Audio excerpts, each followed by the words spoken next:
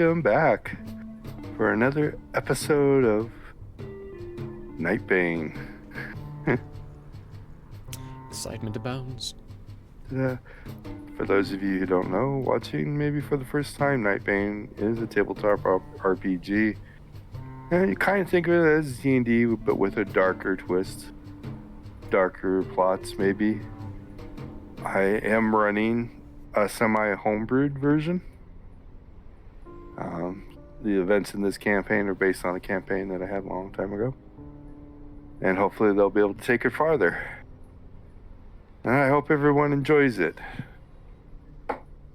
Beyond this TTRPG, we also have Tales of Andrea on Sundays at 3 o'clock. That is a D&D campaign where we're trying to see how many enemies we can make in the world on day one of arriving in their cities. And we're doing a pretty good job. Really good job. Really good job. Our group is nothing but diplomatic. That's what happens when you put a barbarian as the leader. And on Tuesdays, we have Into the Nightmare, which is also a D&D campaign run by Vaughn, or Maxie in this campaign. I don't know much about it, but I hear everyone's having lots of fun. And then the rest of the week, check our socials. We do have a lot of other miscellaneous shows that we do, some game reviews, movie reviews, just having fun. We like to entertain. Beyond that, the lovely sounds and noises you're going to hear throughout the campaign today come from Sirenscape, and I'll let JP briefly introduce that. Sirenscape, everybody. Online platform, you can share sounds with all your players, you can even use it as at the table. Really sets the mood and the environment. Go check them out. And who knows, maybe they might have a Black Friday deal going. I don't know. Maybe. I think they might have. Beyond that, do we have any other announcements we need to do? I don't think so. Cool, then we'll get into this. Last we left our... I don't even know what to call them anymore. Crew... Duel. Intrepid duo. Our intrepid duel. Maxie was busy working up a kill count on raids, but unfortunately they did run into some problems and lost a few members, which put them on some downtime, mandatory downtime. But they still did really good. His armor's holding up pretty well. He's still learning how to work with it, how to get to come on and off when he wants it to. Cook is, how you want to say it, swamped. Going down river with the undertow, drowning, in responsibilities of setting up an entire division as a first lieutenant. At least last week, we did have some officers show up to finally start helping him. And we'll see what happens this week. So for game time, it is Saturday morning, January 1st, 2022. Happy New Year. Beep. Unfortunately, I'm sure there are some celebrations around the base somewhere, but mostly it is kind of business as usual. Maxie, I assume you're going to just do some extended training over the weekend? Yeah. Okay, Yeah. I'll let you figure out your time there. Cook, I assume you're going to train some more magic users over the weekend? Yep. And maybe do some studying? Magic users. That's studying of... Well, actually... This would be... Because I've got one person on training. Right, so you could, Books. you each could take a day, Yeah. train, and then study on the other day. We will do that. One person will train on one day and study on another. Which day are you taking? Take the first one? Saturday? Today? Yeah, Saturday. Okay. Maxie? How many hours do I have in a day? 14. Of the weekend? 14. Oh, that's what I was. 14 hours that you can work. You know, take a few of those out. I mean, I've already taken some out for dining and showering and stuff like that, but whatever else you want to do. 14 hours awake. Yeah. 14 hours of time available to study, train, however you want to use it. Cook. If I can for this one, could I do these two people as trainers for additional people to train people in POM so we can increase the amount of people per week? No one else has showed up for that duty. Oh. Because of the new structures in place, somebody has to come in assigned to that. So, and there's no one else. Okay, that's fine. There's no one else. You've only had one person show up so far?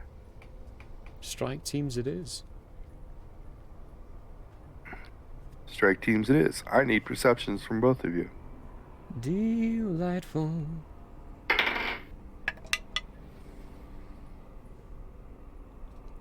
10. 18. I mean, this is not that hard of a target.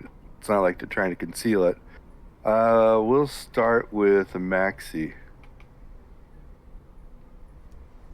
We both are going to get the feeling something's up. Something is changing on the base. There's just a little too much activity going on for it being the weekend. Especially being the weekend, being a holiday. Most people like to take their rest and everything, but Cook, you definitely see there are a lot of runners running around. Lots of orders are being issued. Maxie, we're going to say sometime Saturday morning when you're in your barracks, you're going to see a runner come in and hand orders to two of the new guys that just showed up last week. They're being transferred out. Oof. So you were expecting replacements for the 4 that died, but yet 2 are being transferred out. Something is up. Cook, you are also seeing a lot going on. Since you're going to spend most of your day in a classroom, you're not going to get the full gist of this, but with an 18, I'll give you, while you're out for lunch and things like that, there seems to be a lot of commotion amongst the officers as well. Like, a lot of officers are getting orders. You haven't. But there's a lot going on. I imagine it wouldn't be appropriate to ask one of them what's going on. Not really, no. Not really, okay, yeah. They want to, most time when people get orders, you know it or you don't. Yeah. Unless you overhear them talking or something like that. Maxie, the orders were simple. They're being transferred to a different team. So you don't know what's up. That was Saturday morning. You guys can allocate your time by the day for what you want to do today, Saturday. Nothing else is going to happen except for this afternoon. Cook, it takes 10 hours to train. And 6 hours, did we say, for spell time? Or that's on the next day. So 10 hours of train. So you got 4 hours of something else you can do today, Saturday. Oh, it's just a free time, yeah? Yeah. Okay. I mean, you're in the office. You can do whatever.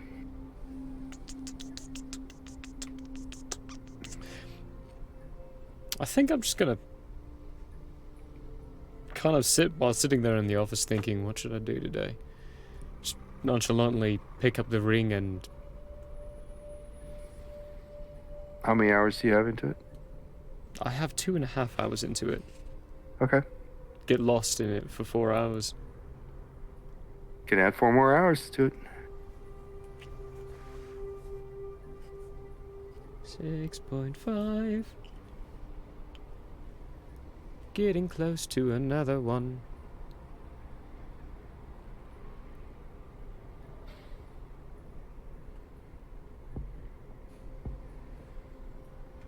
Anything else you guys wish to accomplish today? Out of the ordinary? So to catch you up as to what Maximus did do, I finished off bodybuilding weightlifting as a skill. Okay. And then put the rest of Saturday into Lower Nightlands.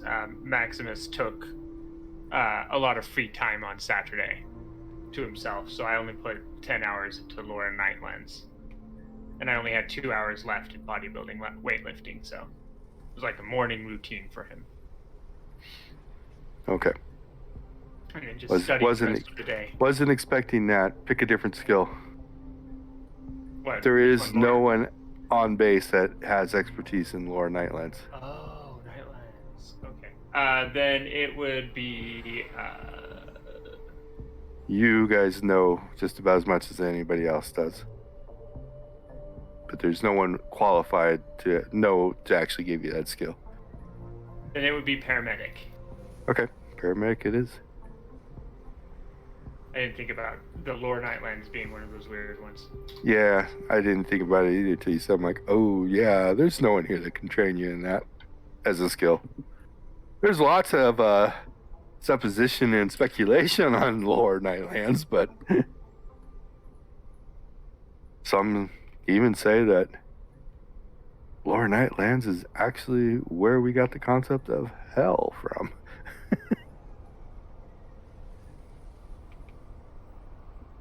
I could see that being very, very feasible. Yeah. Yeah. Okay, we're going to go into Sunday then. Sunday is going to be, overall, the vibe is still something's up. Maxie, at some point in the day, between studies, maybe during lunch, but while you're in the barracks, you have another strange event happen. You have an officer, a definitely spec op officer, so can be there, but you don't know this officer, first lieutenant, showing around two NCOs that you do not know. Kind of like giving them a tour of your facility. And you just walk right through, ignore everybody else at the moment.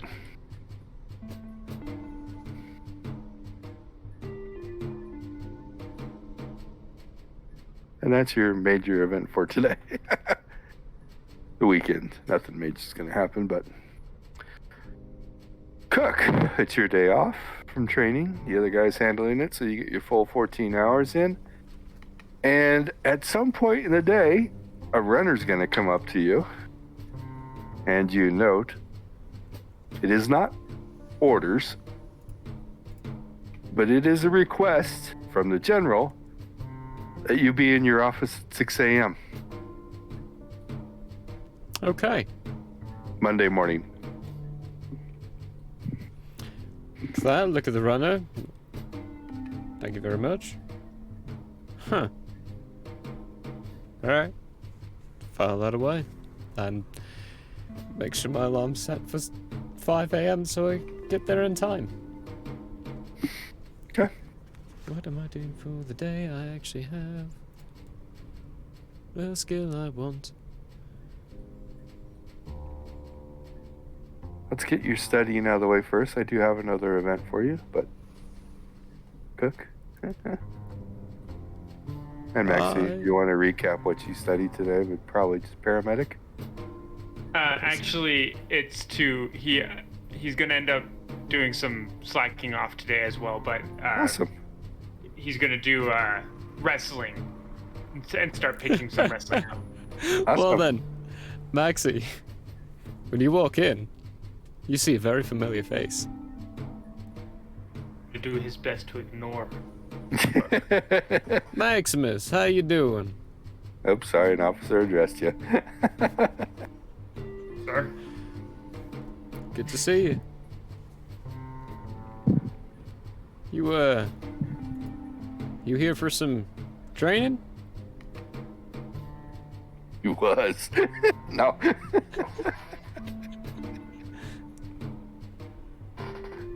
When are you not here?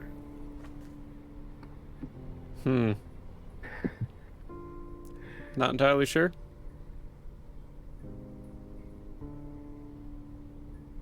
Maximus so badly wants to leave and come back when Cook is not around. Work it out. He sighs. Yes, I'm here to learn. Huh. So am I. If you, Hey, you got a pin partner now, Maxie. You can be rough.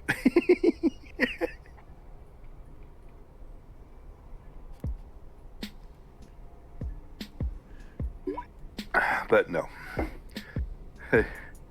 Unless it's otherwise unavoidable, they wouldn't pair officers and enlisted.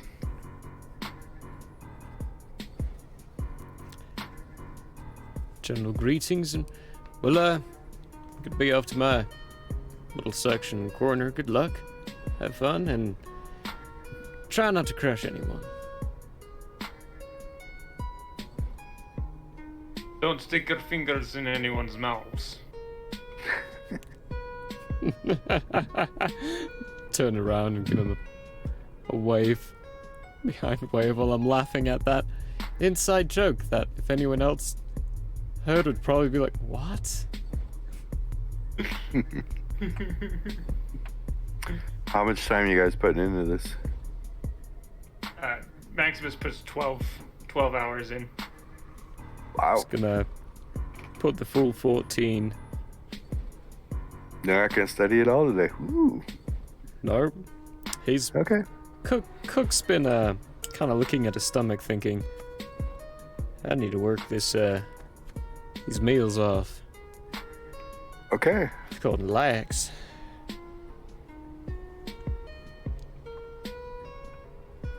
Well then. Monday morning. Making sure I'm in my office at 6 a.m. You're in your office if at 6 anything. a.m. We're gonna do Maxie first. Your morning meeting. Gonna go a little different. You walk into your meeting room with everybody else in your team. And there are 3 officers up front. A captain you've never seen, and 2 first lieutenants you've never seen. Your 2 NCOs that are still alive are up front. Oops, what did I just do? Whoops. Don't you hate random mouse clicks? Anyway, don't click on the button where you don't know where the mouse is at. Okay, your 2 NCOs that you did know from your team are standing left and right of the new captain. And there are 2 NCOs that you've only seen walk through your barracks, but they are also up, one standing by each first lieutenant. And of course, everybody on the team is like, what's going on? As a note, Maximus is not questioning anything. As soon as they tell him what's going on, he will know what's going on, but for now he follows orders. Yep. It's pretty much going to be the consensus, but there are some whispers you can catch between your group going, is this good or bad? Where's the major? Things like that. Eventually, when the meeting starts, the captain starts speaking and goes, welcome, Night Stalkers. As you can probably guess, some changes have been made. The changes are not just to this team. Over the weekend, the council has decided to completely restructure the entire militia for better dynamics. Whereas the team was the smallest structure unit, there is now what's called a strike unit, which is 1 commander, 1 NCO, and 6 enlisted. The team still exists, You are still the Night Stalkers, but you are now separated into 2 units. Unit Alpha. Okay, now I messed myself up.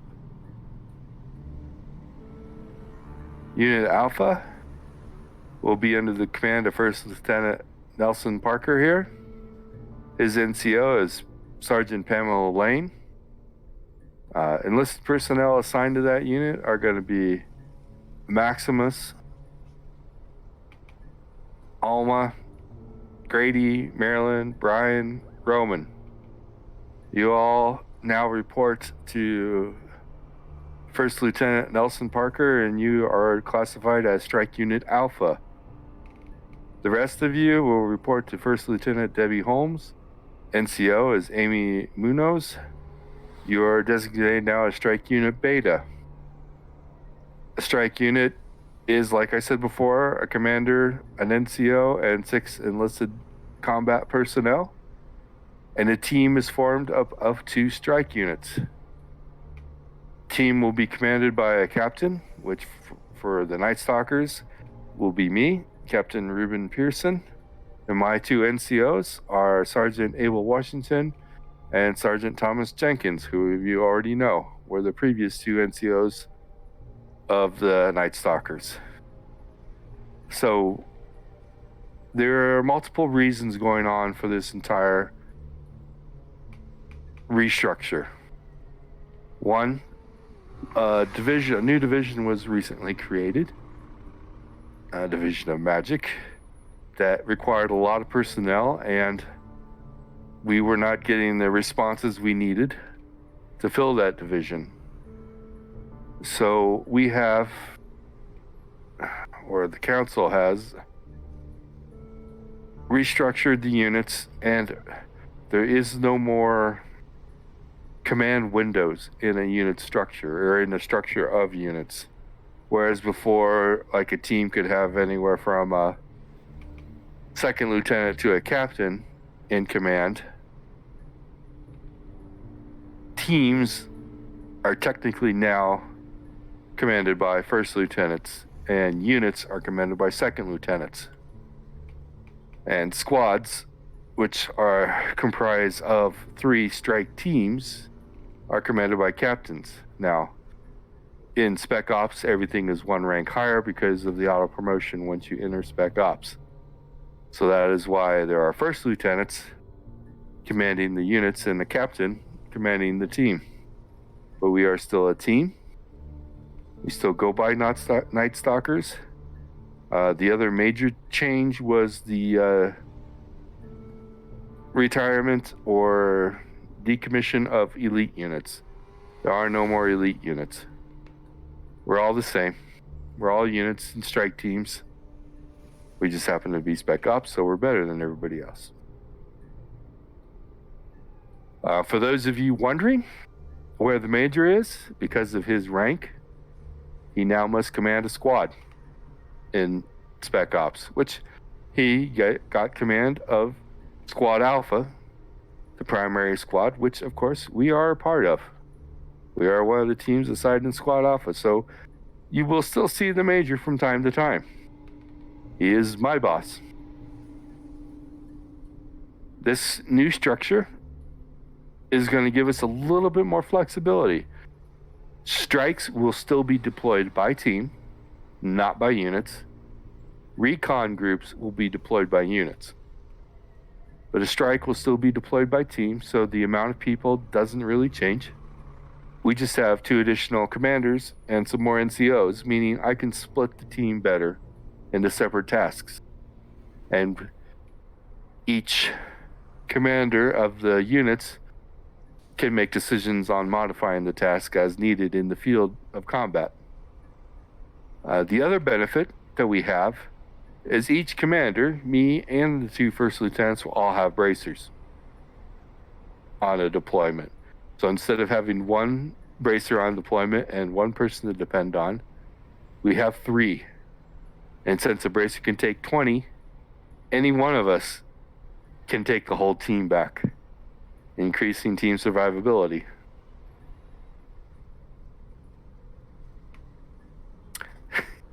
I saw Cook's eyes. Also, each unit must have a magic user now. But the restriction for deployment has been lifted.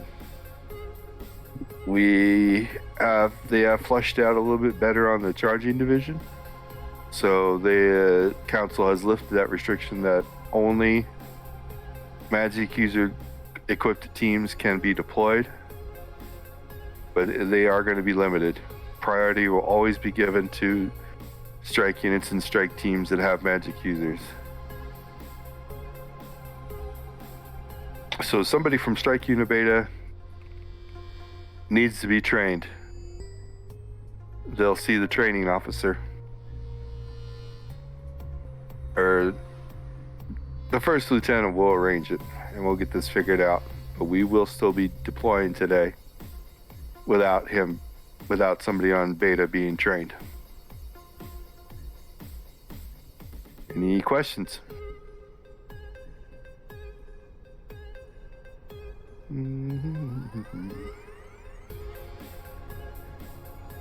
Okay, everyone took that pretty well. Yeah, you're all professional. You're all elite professionals. That's why you're Spec Ops.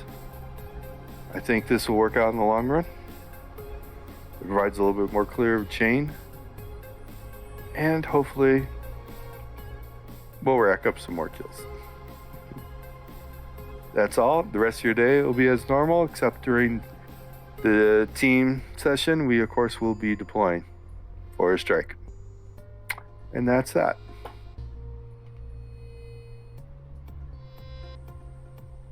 Boom, boom, boom, boom. Now, Cook, everything I just said to Maxie, you will have it in a brief on your desk by your NCOs of what's going on. That everything got reorganized to free up officers. No grandfathering allowed.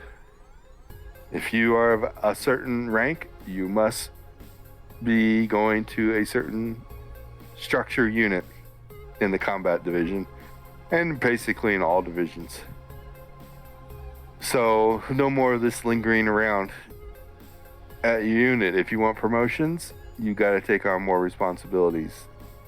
It should free up some officers to help fill out the magic division quite promptly. Good. You also read that 3 braces will be going out on every strike instead of 1.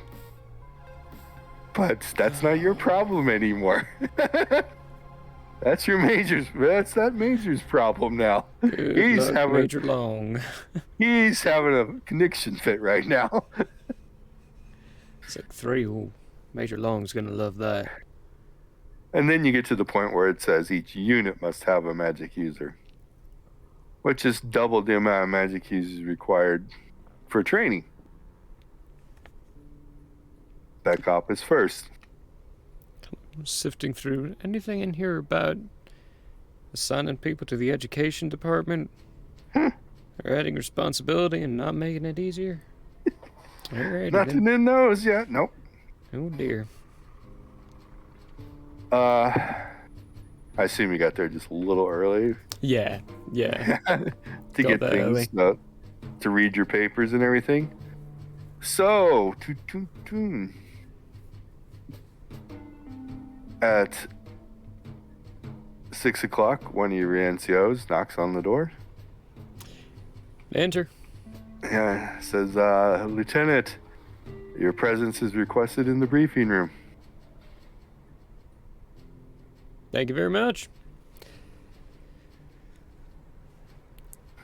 File away, lock door for whatever needs to be locked up, and head on to the briefing room. You do see something new.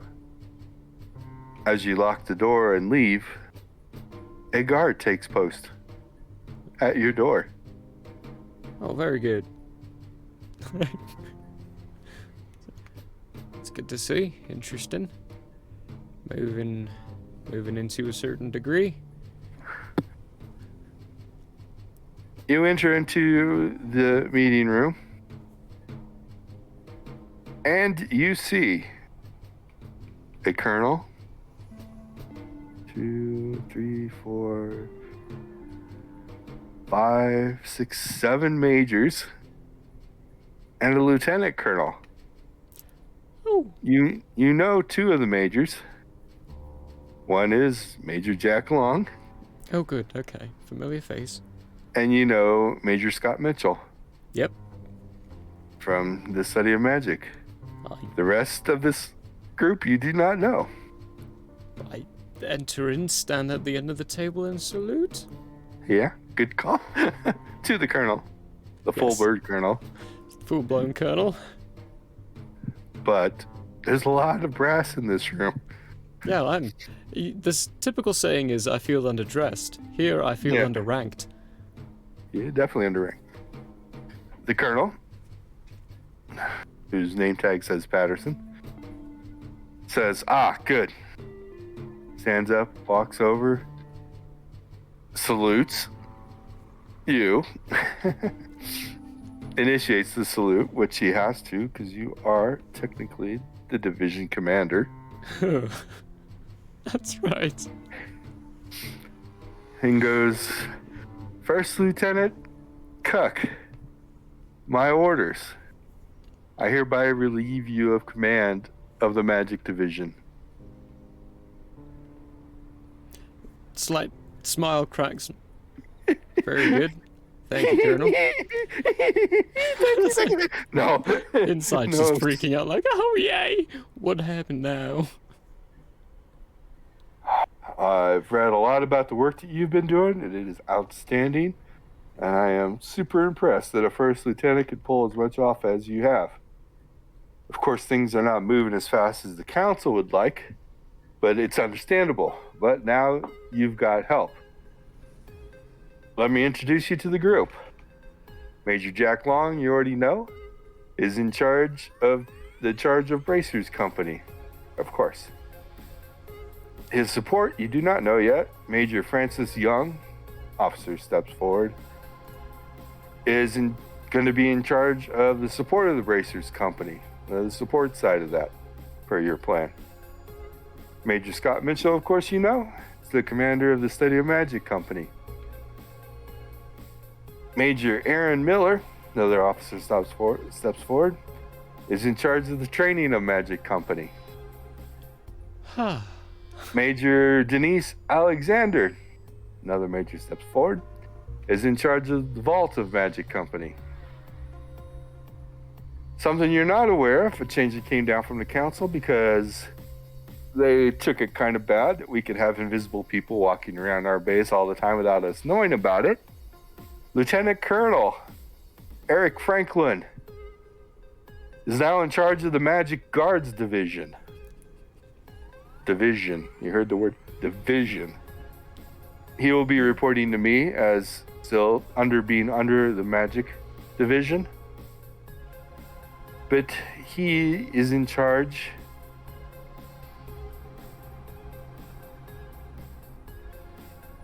I take that back. I made a mistake. I didn't scroll the page. There are a lot more majors than I said in this room. Oh, that's a lot. He's going to be in charge of the Magic Guard Division. Since we're going to have possibly invisible stalkers everywhere, or maybe not, but even though, so the importance of magic and the magic group as it has come, the council has decided that every company must be guarded at all times. So, Major John Fisher, another major steps forward, will be under Eric Franklin, under the Lieutenant Colonel as the Vault Guards Company. Major Marvin Jackson, another major steps forward, will be in charge of the Bracer Guards Company. Major Martin Linos, another one steps forward, will be in charge of the Study of Magic Guards Company. Major Sherry Logan, Another one steps forward. You're going, doctor. Doctor. Will be in charge of the training of magic guards company. And Major Geneva Dunn will be in charge of Command HQ of magic guards. I will be taking up my command in the building next door. This will be designated, of course, once other things are set up, as the school or the training of magic. You've already done an excellent job establishing locations and getting things rolling for the vault, and the bracer group's already gone. So I think we're set to rock and roll. You are officially relieved of everything that's beyond your rank. But speaking of your rank, the council reviewed it and found a clerical error. Congratulations, Captain. Oh no. Thank you. Unfortunately, the way things are going, if you haven't noticed, there are no butter bar lieutenants, or second lieutenants in Spec Ops. It doesn't happen. When an officer comes over who happens to be a second lieutenant, they're automatically promoted to first lieutenant. You had some interesting beginnings where you were acting. You were granted acting second lieutenant rank, but you officially graduated from training, which would officially have made you an officer, which officially should have made you a first lieutenant right then and there, but you weren't, and you were promoted for outstanding work to a first lieutenant. But to follow the lines of Spec Ops, you actually technically were also already a first lieutenant, so now you are being promoted for outstanding duty to captain.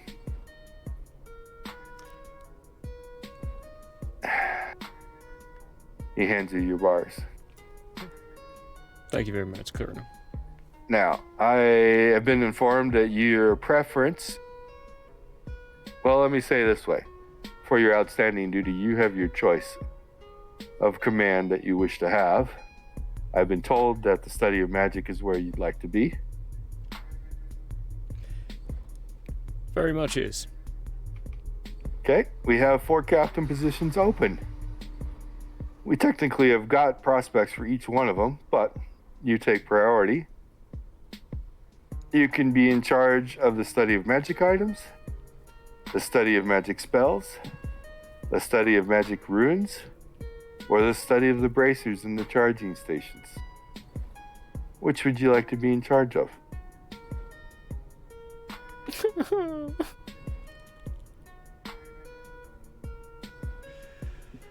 Oh, spells or items.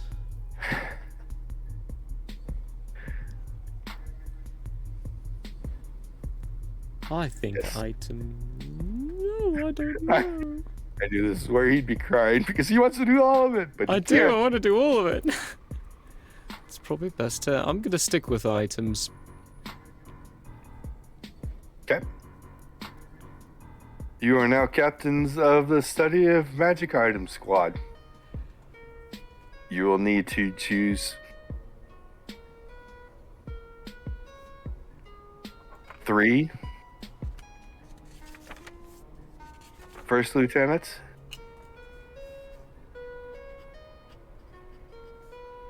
2 first lieutenants. Anyway, you'll need to create your structure for your study.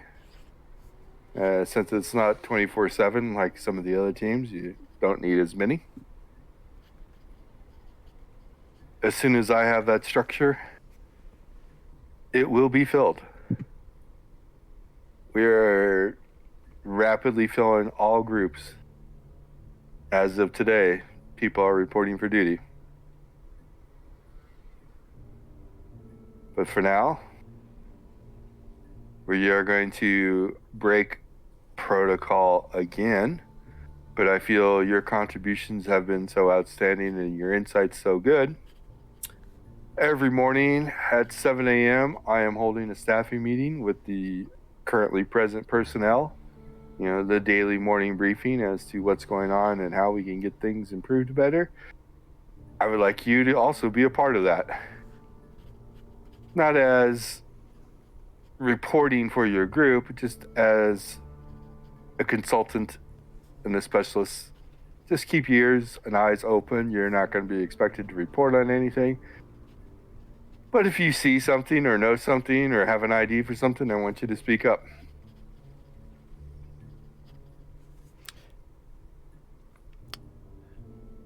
I'll So, be sure to. first briefing will be in here at 7 a.m., but until then, you're dismissed. I salute Mm-hmm. and turn and leave. Kind of step out the door. 1, 2, 3, 4, 5, 6, 7, 8, 9, 10. There are 10 majors, a lieutenant colonel, and a colonel in that room. Whew. Step out, kind of stand outside the door for a second. Oh boy. Well, you got your wish. Yeah. You're no longer in command of anything. Right now, the only thing you have to worry about is the study of magic items. And as soon as I turn that corner and close to getting to the door, just kind of sigh of relief and stand for a moment. Alright. And that's when you notice an NCO waiting for you. Oh, not another one. And this one, it's one of yours. Oh, okay, good. I forgot. Let me see here. I do have it written down somewhere. It's the one you sent on the floor case.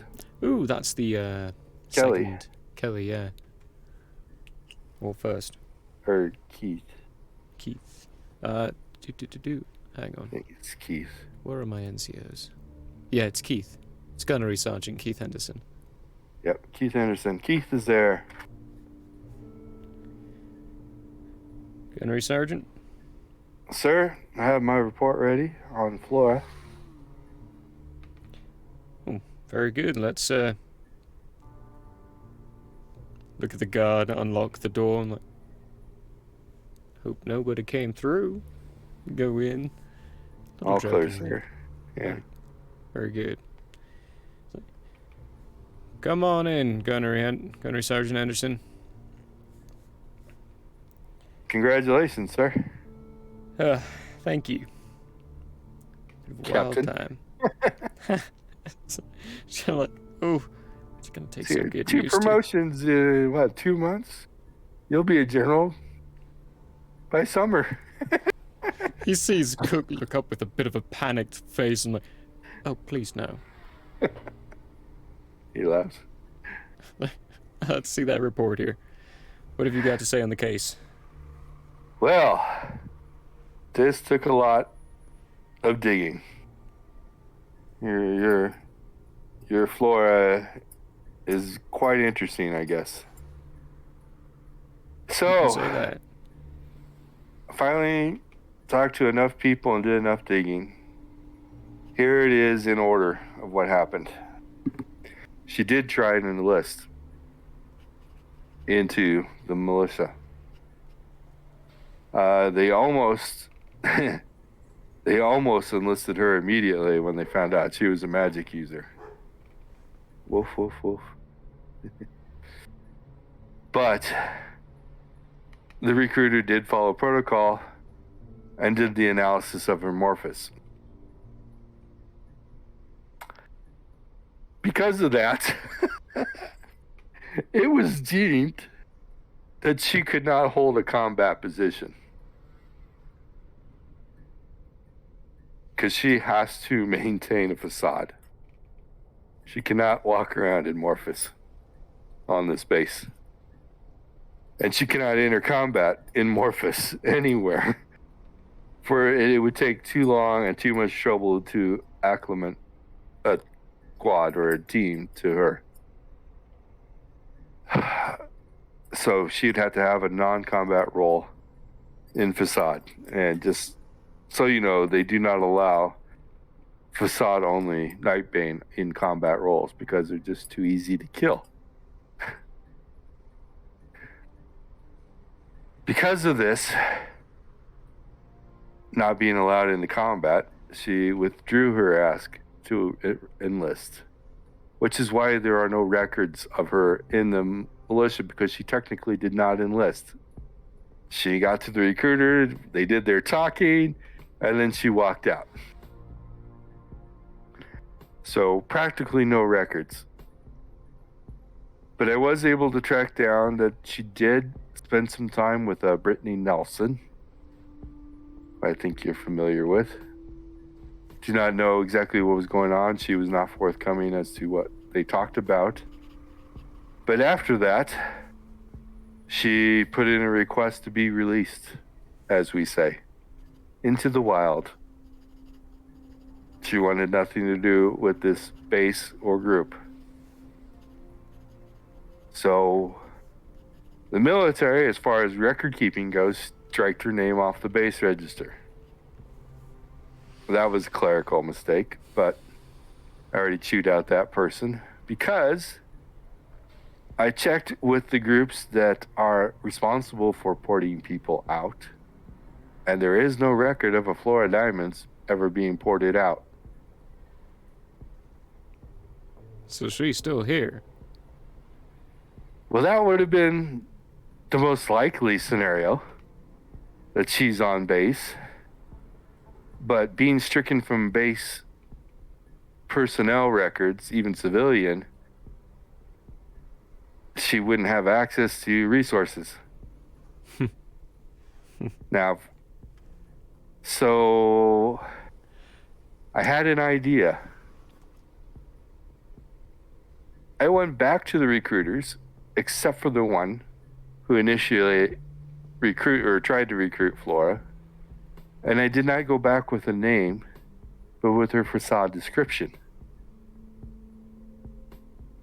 to see if she tried something else.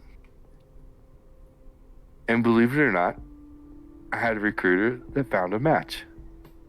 We said, yeah, a French girl came in who said she was collected on one of the collection runs, which of course, since she was here on base, he had no reason to doubt. Came in to enlist a Sancha Bonnier as a given name. Physical form matched the description I gave. The Morpheus review showed that she was completely psychic, so no change from facade.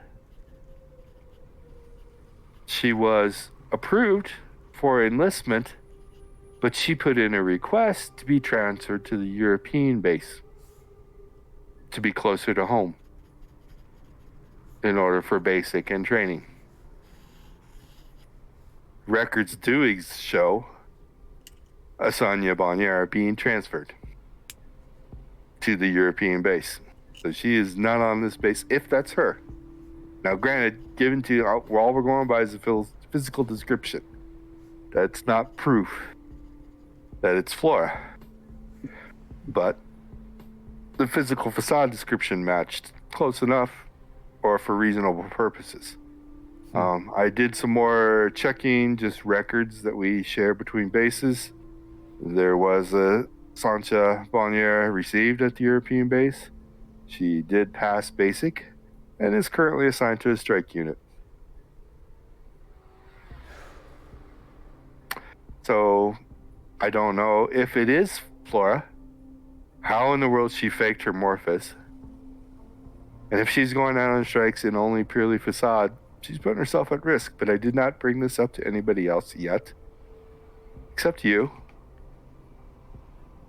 Because otherwise she will be kicked out for falsifying information if it is Flora. Again, it's his descriptions based on talking to a recruiter. It's no proof. That's all I found out.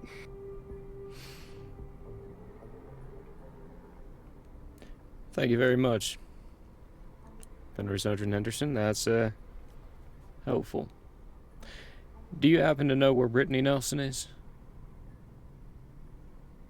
Well, she's still classified as civilian, so she has free run of the base, except for, classified areas, of course, spec ops, things like that.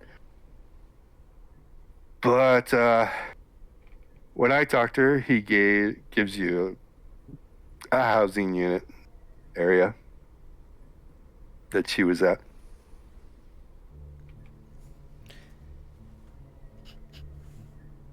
Thank you again. Mm-hmm. Well, I'm not sure if you know about the restructuring of departments that's gone on. I am no Yes, longer sir. in charge of things, thankfully. And the thing I was trying to hunt Flora down for is no longer under my jurisdiction. That is going to be... Let me go over to the list. The list. The list. The huge list. What, hang on. Would the Principles of Magic books, what would those be under? Probably training. Training? Okay. They'd be, yeah, I mean, they're required for training. They're the blocker right now for training. Mm-hmm. They could technically... I don't think you guys wouldn't study them because you know what they are. They've already been identified and are being put to use, so they're not part of the study of magic items. Yeah. Yeah. So, Not until yeah, we get an training. arcane book. Yeah, training. That would be under Major Aaron Miller. I'll be sure to file a report into Major Miller to see about their own following through. Thank you very much for all your hard work in this.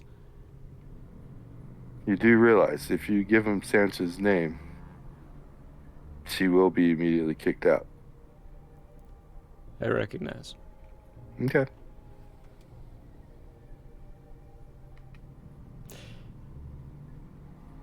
Thank you, That Anderson. probably should bring you to 7 o'clock. Yep, of which I will stand up. I was like, 7 o'clock, I've got a meeting I have to be at, strangely enough.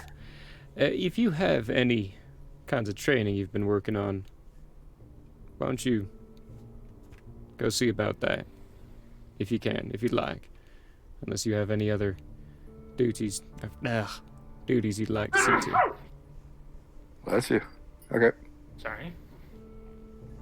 He will thank you, sir, and let you go. He'll head his own way. I will go to the meeting with said report in hand.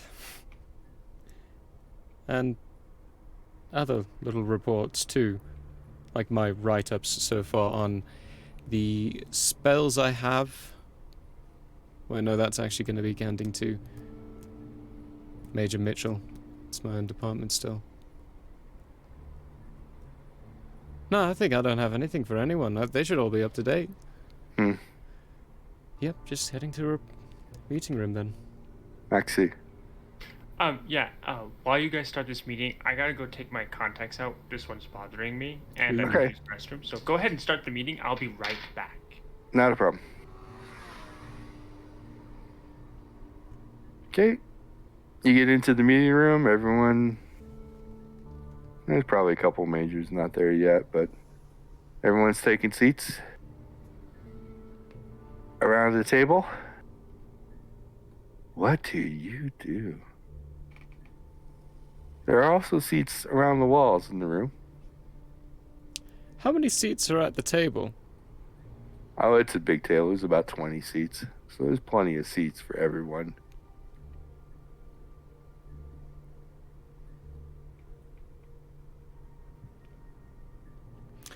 If the meeting's not started up yet, I'm gonna find Major Jack Long and greet him, say hello. He's there. You can do that. He goes, "Congratulations, Captain.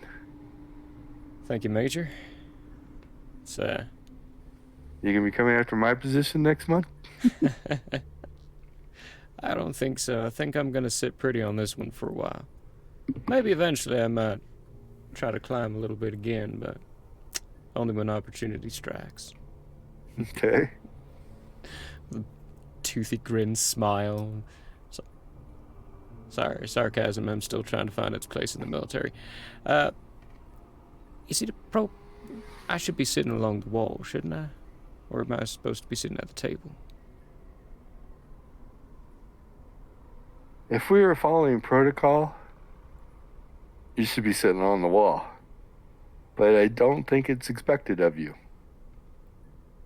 I think you're expected to be sitting at the table. I don't know. First lieutenants are not usually asked to these meetings. Or captains now. Even captains aren't usually asked to command meetings. But he asked you, so I would say the table. That's what I was afraid If you ever needed to bring your NCOs in, they'd sit along the wall. Still a concept I'm also getting used to. Well, thank you, Major. Think No I'll problem. see about finding a place next to Major Mitchell. Okay. He's here too. He's already taken a seat. And is there a spot open next to him? Yeah, there is actually. Walk up and Captain, welcome to the team. Major Mitchell, thank you very much. Look forward to doing some good work for you. Just continue doing the work you're doing, and it's gonna be good. Thank you for the praise. The seat taken? Nope, it's all yours. Thank you. Take a seat. Kind of put the papers down. Look at them like. And just ponder the concepts. Thinking about Captain Peyton Cook. Study of magic items squad. Get rid of all these other ones. Captain Cook. Captain Cook. I need a hook. We're just gonna continue this. Zelda Elf, it's destiny. I'm supposed to become Captain Cook. Yeah, Maxine, I don't know. You sure you don't want to become an officer, Maxine? You could become General Maximus and change your last name to Aurelius. Maximus Aurelius. General of the 5th Legion. Wait for the future. Let's just yeah. Let's just stop with all the copyright slams that we're gonna get now. Okay, well, the meeting eventually almost 1 minute till 7. The rest of the majors show up and the meeting gets started. It's pretty much a generalized briefing. Every major that directly reports to the colonel is going to give a briefing about where they are. And you notice a general theme as the majors are reporting, because they're all referring to the excellent job of Cook. we got blah blah blah blah blah blah. The majors are pushing to see to get staff now that we've got the restructure going. They're using the chain of commands and the inside track to a better efficiency than you could. Oh, good. To get positions filled. The major over the vault says he's recruited from the motor pool division to get some more construction workers, welders, things like that kind of have similar skill sets over to the vault building, and they think we can get it done by the end of the week. Brilliant. But most of the reports go along those lines. Training should also be out of the building at the end of the week. They've had a couple more trainers show up but only a couple. That's a more specific skill set. And are getting them trained. So they've kind of suspended strike team training, strike unit training now. The major corrects himself. Strike unit training, except for there has been a request that's been given high priority for the Night Stalkers to have a trainee. They will be first up beyond training the trainers so that they can get up to speed. We got to keep our alpha unit of the alpha squad of the alpha meteor strike that Vaughn is looking at. No. Ready for combat. Give me a perception roll, Cook.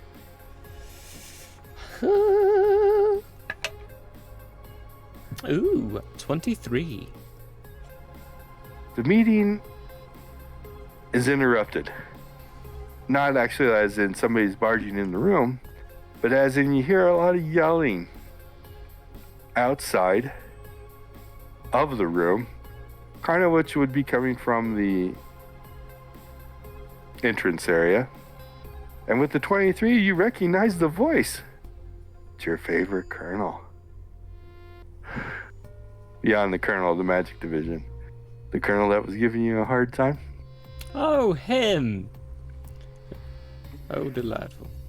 Lots of yelling, screaming, I'm a colonel. I can go wherever I please, blah, blah, blah. Where's Cook at? Blah, blah, blah, blah. He may or may not know that you're not in charge anymore. The colonel is like, what is going on out there? Sir, if I can say, Yes. this colonel came in and he was, in particular, the one that was very unhappy with the previous structure to how things were going. When the strike teams were suspended for a while, he, may have had a few choice words to the staff in this building. I see. Well then, I guess, and about the time he says that, the door slams open to the meeting room, and this colonel marches in. Spin and turn. He gets a quick glance over the room, has that moment hesitation, and then goes, well, it's about damn time. We got some proper leadership in here to get things straightened up. And he goes up to the colonel. Colonel, glad to see you. I assume you're the one in charge of this fiasco that's been happening here. I'm glad you're here to get this straightened out. We need to get my units trained up as fast as possible here. I expect to have them in here today or no later tomorrow. Starts going off down this road. And the colonel is just sitting there with a smile on his face listening to him. And when the colonel takes a break from speaking, the bad colonel, you need bad colonel, good colonel, keep the colonel separate. Your colonel says, no. Slight smile across my face. The colonel goes, excuse me, what do you mean?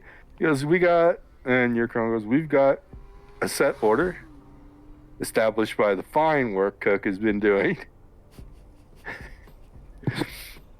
Your team's way down the list, I'm afraid, so you're just going to have to wait. And he goes into a tirade again. He's like, choice words, that's bullshit. Yeah. What kind of fiasco you're running here? I'm a colonel. My strike group comes before any of these stupid-ass spec ops people who think they're better than anyone else. Blah, blah, blah, blah, blah. And listen to this carefully, Cook, because it's not going to make sense at first. Your colonel goes, well, I'm sorry. We have a strict training order, and you are months, maybe following months away from your group being trained. We currently have 2 people down the hall in the room to the right with our only 2 POM books being trained right now. and they're not available for anybody else. Did you pick up on that, Cook? He just told them where they were. He just told them where they were. Yeah. Quite nonchalantly. The bad colonel goes, we'll just see about that. And he stomps out of the room. The colonel turns to the lieutenant colonel and he goes, Colonel, who's the captain on duty right now? And the colonel gives out, happens to be Captain Riviera. And he picks up a walkie-talkie and goes, Captain Riviera, this is Colonel blah, blah, blah. Don't even know his name right off the bat. Colonel Patterson. Colonel... Actually, Colonel Bennett is not authorized to be in this building. Please take the appropriate actions. Click. Oh, he's gonna get shot. And the colonel just sits back. Think to myself. Like he's listening. Colonelship just opened up. And you hear a bunch of yelling, a bunch of, again, I'm a colonel, I can go wherever I damn please. And a bunch of counter yelling like, sir, you need to stop right now. This is your last warning. And more swearing. And then you hear gunfire. And not the one-shot warning. You hear a team opening up. And then it stops. The colonel goes, well, that's one problem down. Back to business.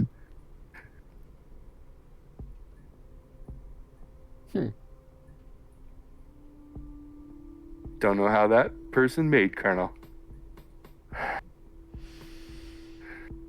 Interesting. I'll file the paperwork. But pretty open and shut case. He barged his way in to a secure area that he was not authorized to be in and refused to leave. And tried taking magic items from the building. Yeah. No one's going to question his death.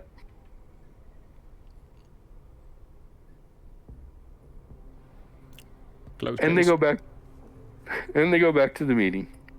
And the rest of the meeting is pretty much uneventful. Whew. Don't cross this Colonel Patterson.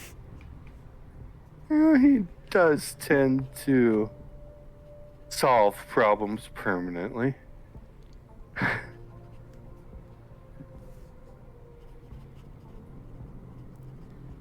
The annoying colonel was relieved of duty. That is what I'm putting in my notes. Forcefully. Forcefully. With prejudice. Relieved I relieve you from life. And chances are, there's not.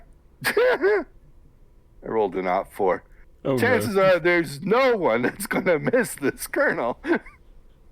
He had no supporters. He was ruffling dear. feathers wherever he went. Again, it was one of those questions of how in the world did this guy ever raise in rank, period, and become that self-absorbed of his rank. That's totally against the Nightbane way.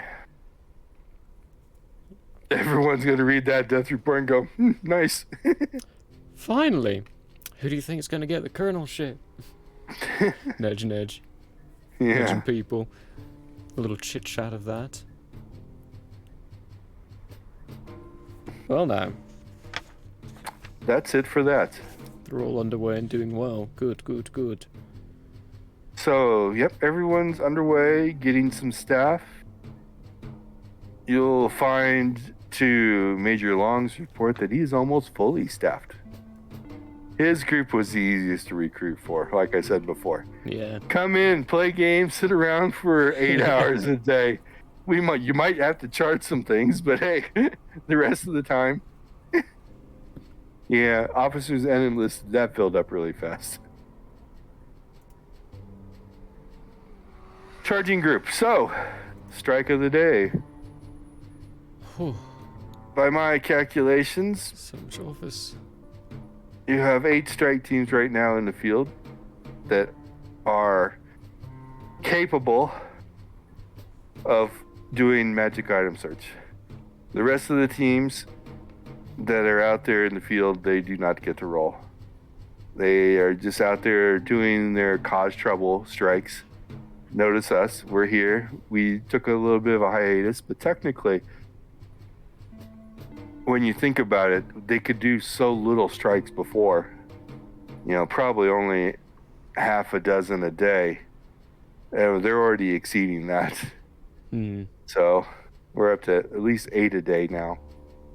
And it's going to go higher as things get trained. So, yeah, I don't think the Night Lords have noticed yet the increase even or the decrease. They all did notice that there was that 2-week period where there was practically nothing going on, but they probably hoped for the wrong reasons. It's like, oh, they finally gave up. Yeah. Oh, no, they're It's back. like, no, they were just Damn. revolutionizing their structure. Yeah, they don't know that yet. But they're like, oh, well, just took a vacation, I guess. I don't know. Maybe they had to whip him back into shape, blah, blah, blah. You know how Night Lords think. Maxie, so we should do the honors of the strike rolls? You're muted, by the way. I shouldn't have been. Sorry. I forgot what I was rolling. Was I rolling d20s? Nope. Percentage dice to start with. Aha! We'll do... Yeah, it doesn't matter where your unit falls in line. Well, actually it does. Good case there are deaths. So I guess you're first. Your team's first. And I'm rolling... No, I'm just telling No. you the dice roll. You're just telling me the dice. 50. I've changed 57. it up, so 57. 57, no deaths, and a 10% bonus to the table roll. So I'm just gonna write these down. 10% bonus. 1, 2, 3, 4, 5, 6, 7, 8. The next one. Okay, that was your team. Did good. Next team that went out. 58. Same results. Plus 10. No deaths. Third team. 77.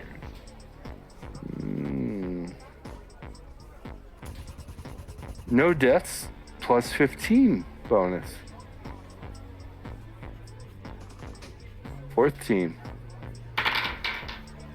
31. No deaths. 5% bonus. 15. 71. No deaths. 10% bonus. Hitting that 10 area really nicely, it's and nice. it's not a very big gap there. That's weird. Okay, keep going. Rolling high. Sixth one? Sixth one. Yep. 21. No deaths. No bonus. 74. 10%. No deaths. 10% bonus again. I think one more. One more.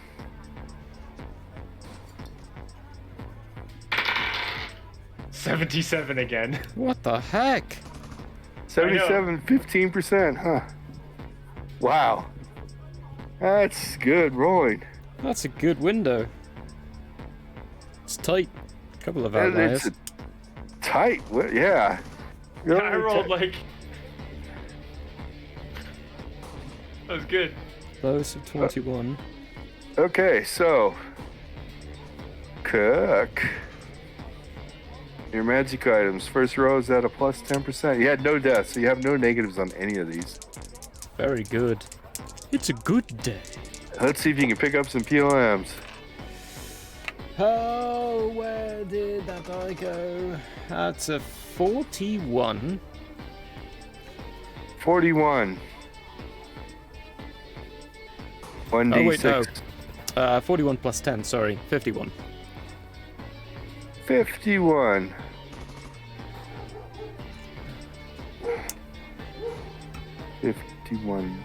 Okay. 1d10 speed rings.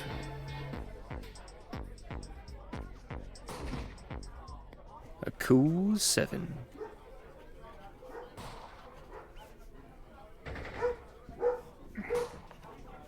Welcome to my life.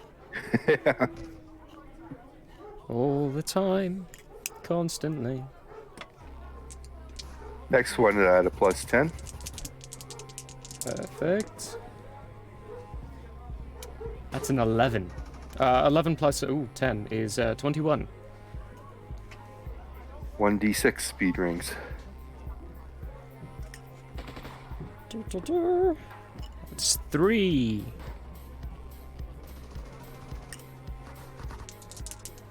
Oop. Yep. Got that right. Next one's at plus 15. Oh. 91 plus 15, 106. Okay, I've changed it up a little bit. You get to roll again with the modifiers, and we will double the outcome. So roll again with the plus 15, whatever it gets doubled. So if like you hit POM book, you get 2 instead of 1 or something like that. Yeah. I just rolled 91 again, plus 15, 106 to 2. Roll again. Roll again. You ignore that. Okay. You can't double. I'm not going to stack that because otherwise you do. Nope. Oh, 55 plus 15, 70. 1d20 speaking ring, so 2d20. Ooh.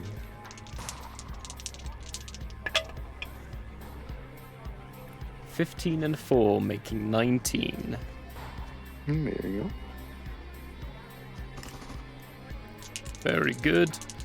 Next one's at plus 5. That is a 32 plus 5, 37. 1d10 again, speed rings. Definitely in the speed ring zone, you need to up yourself a little bit now. I know, and not get over that 100. Well, you can get over 100 again now. Just on that second roll, True. you couldn't do. Yeah. This one's at plus 10. Plus 10, so 84 plus 10, 94. Huh. You get 94. A Grimoire. Ooh. And we'll go over this separately, but it'll be 1d10 spells. We'll put that on the back burner. Perfect. We still have this next thing of 6 spells that we have to do too. We do. Yeah. We already got all 6 rolled. We got 2 of them last week. Anyway. I think we did at least. Next one's at plus 0%, so 67. 67. 1d20 speed. Ooh. 10.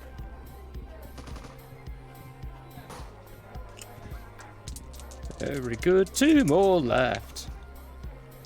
Plus 10. 76, so 86. 86. Now it begins. Okay. Ooh. You found 4 scrolls and a POM. Ew. Was that a book? You got a POM book. Yay. Last roll, plus 15. Alrighty. It's at 89 plus 15, 105. Okay, roll again with modifier. We'll double the outcome. Here we go.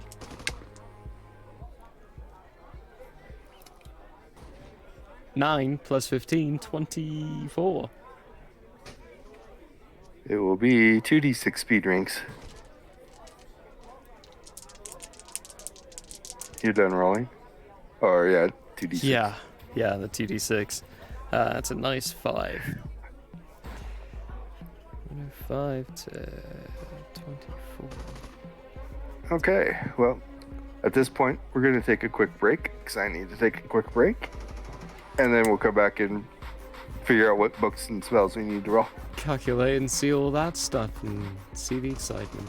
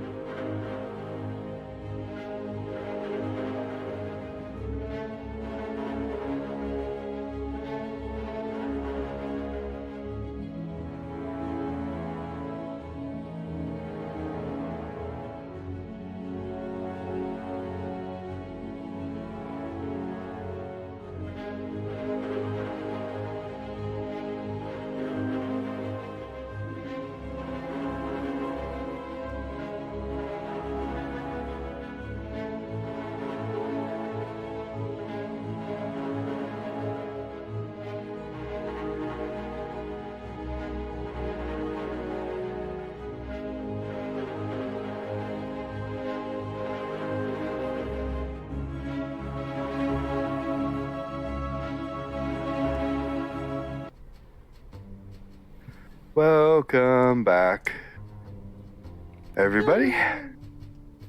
So hopefully you got something more to drink, relieve yourself, get something to eat, whatever you need to do.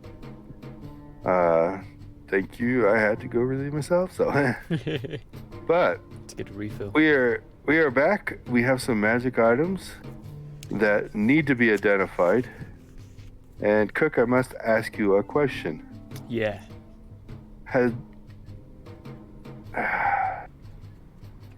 The Major wouldn't have thought of this, but when you're training people to go out there and look for magic items, I assume, of course, one of the rules you gave was do not put it on. Absolutely. But would you have ever had said, please don't try to identify?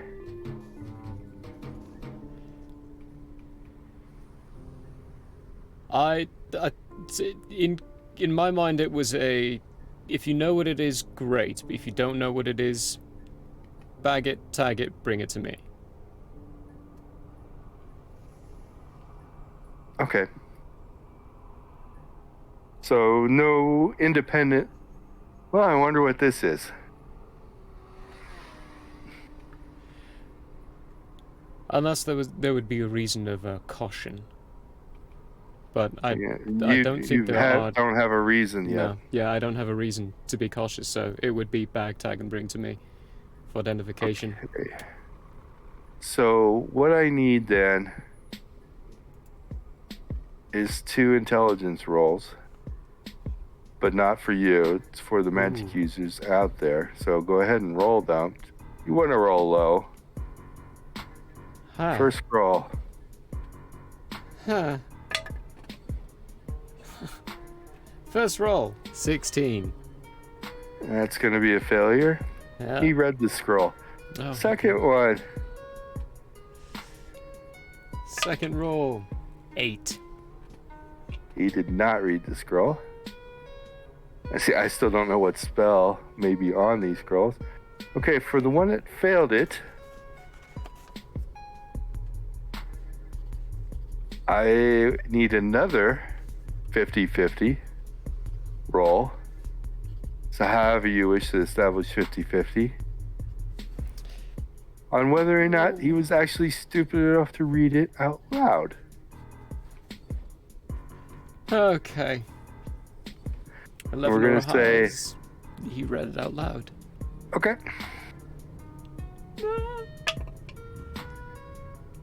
11. He read it out loud. Okay. Great. Okay, let's identify some things. You want to do the Grimoire first? Yes, that would be delightful. Okay, I need to get to the right window. I need a roll. On your D222. Oh, remember? Right. Yes. No other roll is gonna get there. So. No, yeah. It's like, wait, hang on. Here it is. Okay, cool. That's one link I forgot to bring up. Start and stop. 168. 168.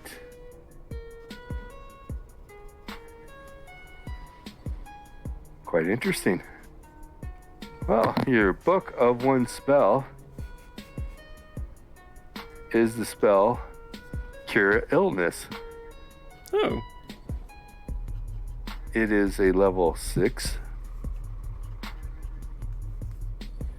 15 PPE from the Wizard Core.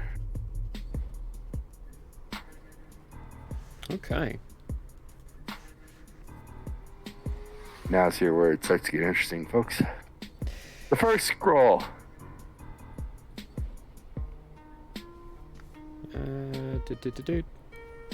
15. 15. Ooh, cleared out the other end. Okay.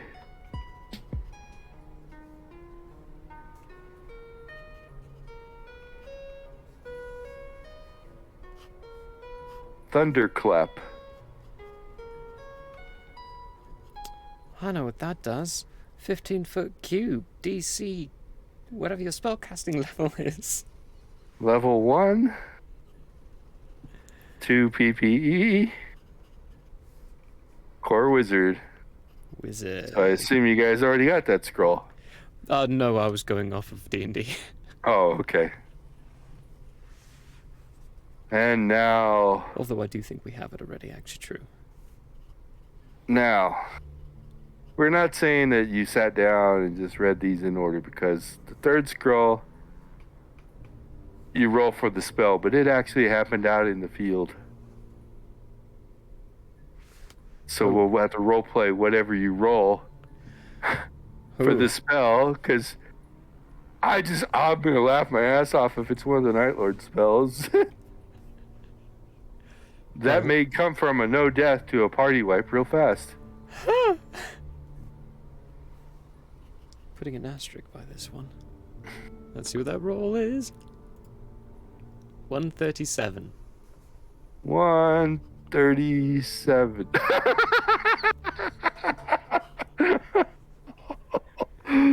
Oh boy, that's funny. Am I the party killer now? No. Oh, okay. You have lucked out.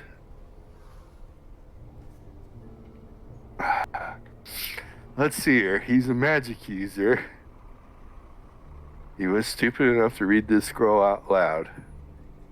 He's going to put 2 and 2 together. So, this magic user is going to hand you this scroll personally.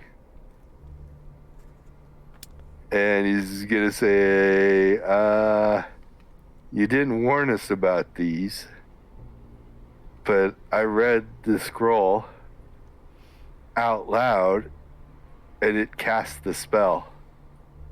It didn't take any of my PPE. The spell just happened. What? I stand up from the desk and, cap whatever pen I'm using for pulling it.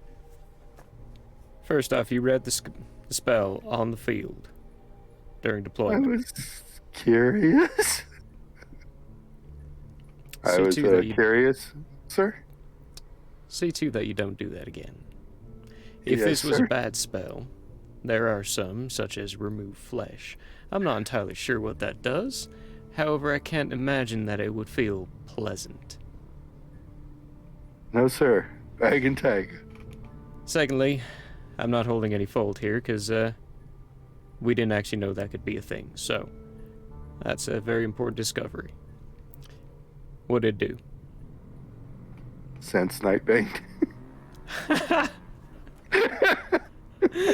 Why not just small up like what rank is this showed me the fella? whole party. Roll me a d4.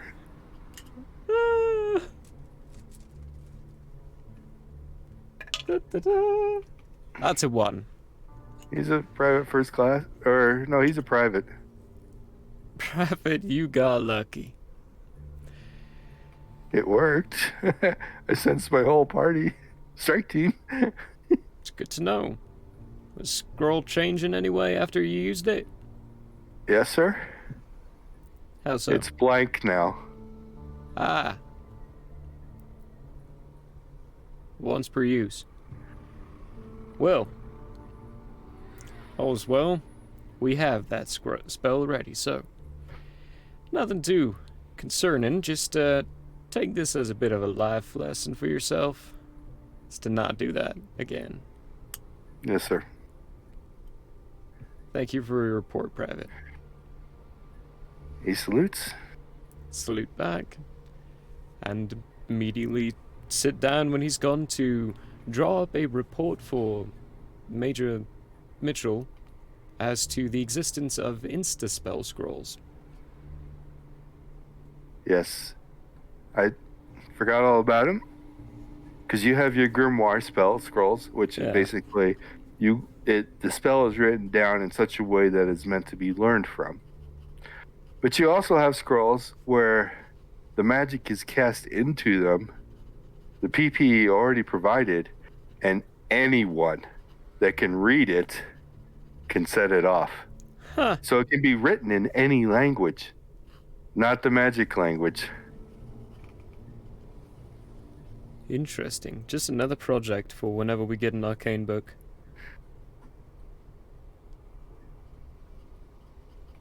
How to I'll tell make you those. right now, that doesn't require arcane knowledge. That's a spell that creates those, Oh! which you don't Wow. know yet. Whenever we get that spell, I'm excited. Huh. Okay, your fourth scroll. So you got a blank piece of paper. Just looking at You it, can feeling still it. study it, but hey, whatever. Hmm. It registers as a blank piece of paper now. Fourth one, here we go. Ooh. Give me that roll. 36. You and your refusal to roll high. Hey, it's digital But dice. it's completely random, so it doesn't matter. The spells are intermixed. Good. Okay. I assume you're going to approach these scrolls a little bit differently, knowing this now. Yes. The first thing when you open it up, you notice it's written in English, not the magic language. Just scroll it up again. Alright, just don't read it. Can I identify these? And scroll, look at it. Can I identify them without setting them off? Yes, as long as you do not read it out loud. Okay. Perfect. You cannot learn the spell from the Cannot scroll. learn. Okay. This is not written in the language of magic, so you cannot learn the spell. It is just a one-time use insta-scroll. Insta-scroll. Okay. This would have been funny if the other guy would have got it. It could have been a party wipe. This one is sleep. Ooh. Ooh. Yeah. Potty wiping a lot of living Nightbane in the hands of... Ooh dear. You're not going to get any more statistics from it because you don't know. It's written in English. It's not written in the magic language, so you don't know its level. You don't know what PPE is needed because the PPE is already provided. Delightful. You don't know anything else about it. But it is the spell sleep. Whoever reads it out loud will cast the spell. If I have time, after this one, I would go and... I suppose I would have to request from the major in charge of the spell identification to see the book they have on the spell sleep. Because the base has Yeah. it. The base has it. Yeah, level 5. Yep, level 5. Okay. It's not a book though, right? It's not one from the book, it's a scroll. Oh no, it's a scroll, yeah. So the scrolls that they have. Yeah. You can do that.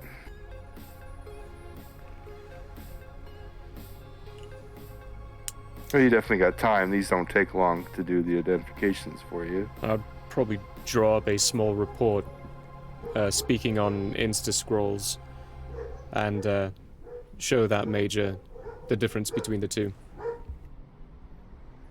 Don't you wish you had the sleep spell now? Sleep for dogs. I really Sleep. do.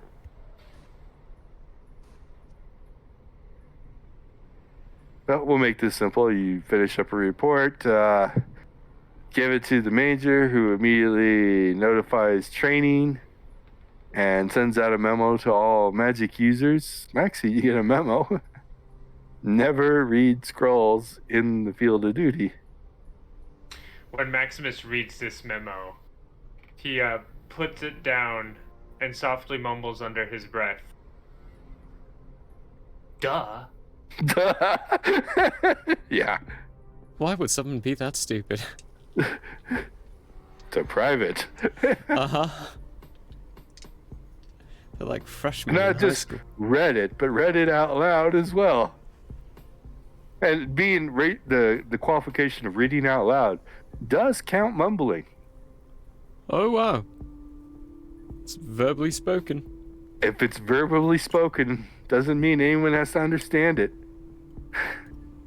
It will go off. Of course, you don't have that spell, so you don't know yet Exactly what it does yet. how it acts. But yeah. Oh, wow. I don't have a core book open. So, are you going to take the time to study to learn it? Sleep? No. Okay, well. I just wanted to look at the scroll to get the specifications. Okay, yeah. Like, Well, okay. it's a 5th level and it's whatever its PPE cost is. 10? 10. Okay. Stored in the scroll, but Cook wants to file that away. And it's from the core wizard group, so, yeah. It's there. So now, to backfill, sorry, a little bit, people, we have another spell book that Cook needs the information for. Yeah, I do. Oh, right, yes, that one. It's a good thing I wrote these down because I wouldn't be able to find them in this list. Randomized Actually, again. I can't because I can put them in alphabetical order. That's a beauty of spreadsheets. You can do anything you want. Oh, I nice. can put the names in alphabetical order and find them. But anyway, you've got 6 spells here. You ready? Yes. First one is Befuddle. It's a level 2 spell. 3 PPE from the Wizard Core.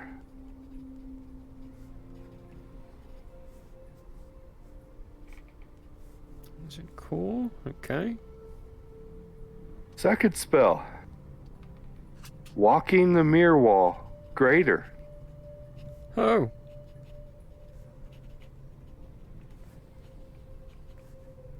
Oh, this is gonna be big.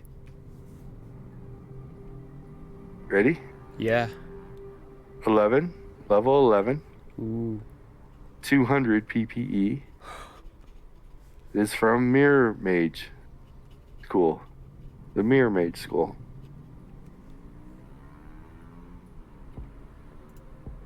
Mirror Mage. Okay. Okay.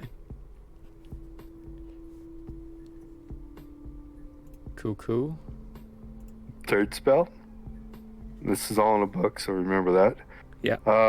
Sense Evil. 1/1 wizard. First level spell, 1 PPE. I think you already have the Sense Evil scroll. Mm-hmm. Wizard. Wizard. Good old number 4. Good old number 4 would have been fun as one of the spells that the kid could have read in the field.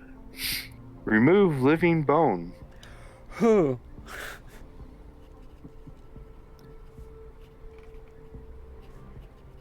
Yeah, that private got super lucky. Yeah, he did. He really. There's so many spells here that could have gone so badly. 9th level. 60 PPE. And of course, from the flesh sculpture. Yeah.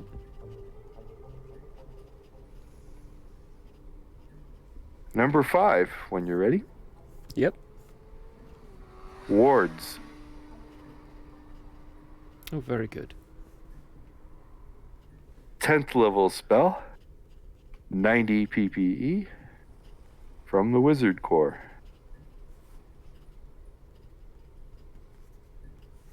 And the final one.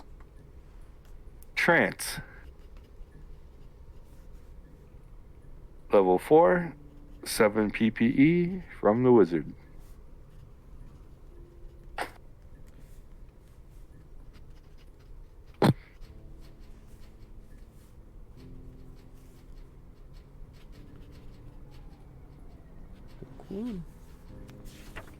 Alrighty. It's 3 books that we found. $3. A new type of scroll. Proper memos have been sent out. Training will continue with do not be stupid enough to put these on. Do not be stupid enough to read them. And they're just saying read them at all. Never know what might happen out there. Since it's not cursed, somebody could easily set up a trap. Yep. On a scroll. And could take away the verbal component. You know, that custom Nasty. spell making. Nasty stuff. Yeah. Gotta be careful, guys. Yes, try not to be silly and read things that could kill you. It's common sense, people. I was really hoping for the summon Night Lord. Huh. Huh. That's a party wipe. That's more than just a party wipe. If the Night Lord would have got a hold of the bracer. That's a militia wipe. I don't know. I'd like to think 30,000 plus soldiers could take on a Night Lord, but probably not. He might. We would say we would probably go like this. He would probably not wipe the base, but there would be so much effort involved, he'd probably just get tired and leave.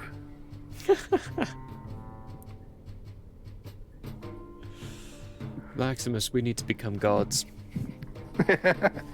You don't need to become a god to kill a Night Lord. You can do that I killed my first one before I was a god. Pre-godhood. Pre-godhood. Well, that was an interesting Monday. How much studying of the ring did I get in that day?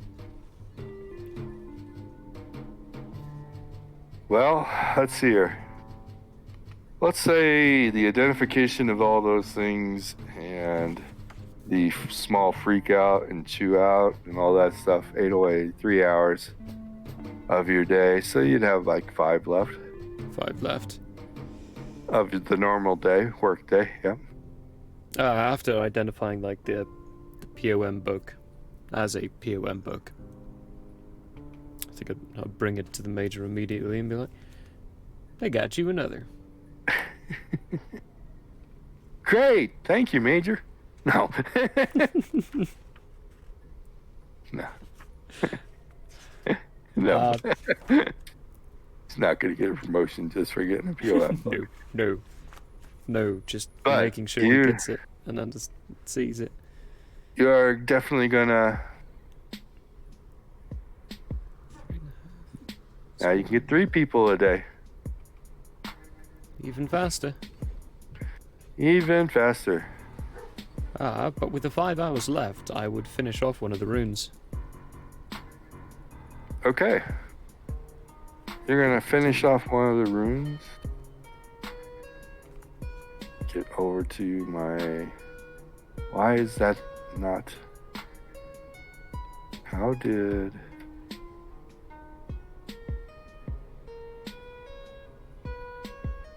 Oh yeah, duh. I'm looking at stupid spreadsheet thinking it's in a different window, but that's the same window as, where is it? There it is, Nightlands Ring. Okay, so you had how many hours into it? 3.5.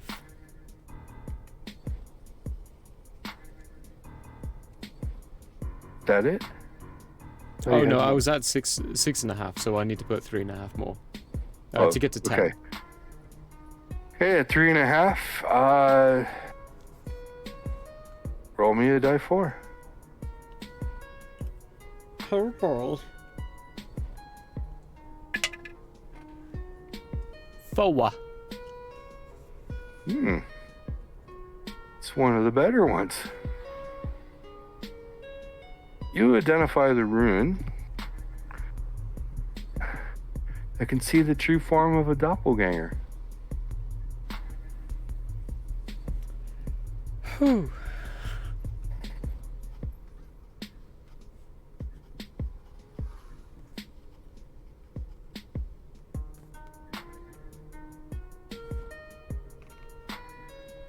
Yikes.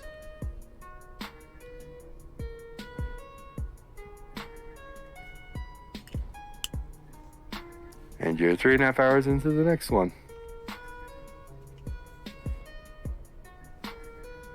If I had 5 hours left, I have... Oh, 3.5... Oh, I would have you 1.5. put 1.5 hours into the Yeah. next one. Perfect. Finish the day by writing report of those findings, sending it up the chain, Sing's smiling like, I don't know how to take care of all that myself. Delightful. No, but you're supposed to have people reporting to you that are studying stuff, which of course can't happen at the moment because they have to be trained and they can't be trained. I would probably have sent my NCOs on a... no, because I wouldn't be the one responsible for requesting people, would I? Yes, for your team. Oh, literally. So then the NCOs would have been doing research on proper candidates? Okay, they can do that. Because I don't think... I mean, it would... Yeah, I know how to do that too. One of the NCOs says, why don't we just put a posting in the Bracer Company's building? We know all of them have PPE. It'd be easy to train them. That's true. Should Yeah, have another and we book too. love stealing from the major. You get a kick out of that. Let's do that. Okay. They'll put a posting saying wanted researchers. Do you have high PPE? Do you Do you wonder have high where that PPE? comes? Do you wonder where that comes from? What the source of the mystical magic? Come learn magic and study items. Probably want to do a general notice board in barracks as well. We're advertising. Yeah. You can do that. Putting them on advertising to recruit for that. So we can get those positions filled, so we can have them study things too.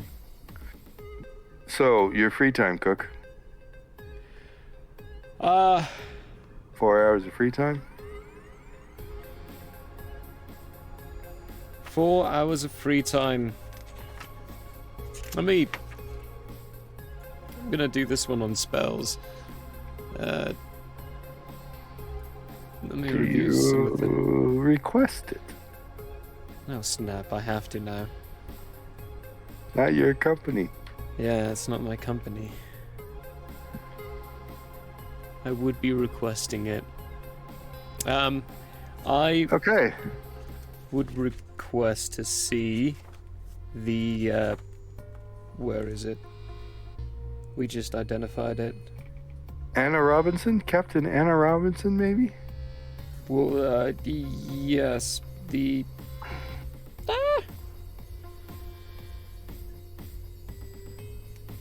Oh, right, it's the book. The second spell book we got has a spell in it I want to look at. Walking the Mirror Wall Greater. Because the first one I found very interesting. The second one, that's going to take a while to do, so... Yeah, I was going to say, an 11th level spell. Ooh. 73 hours and 37 minutes. Or 75 hours and 37 minutes.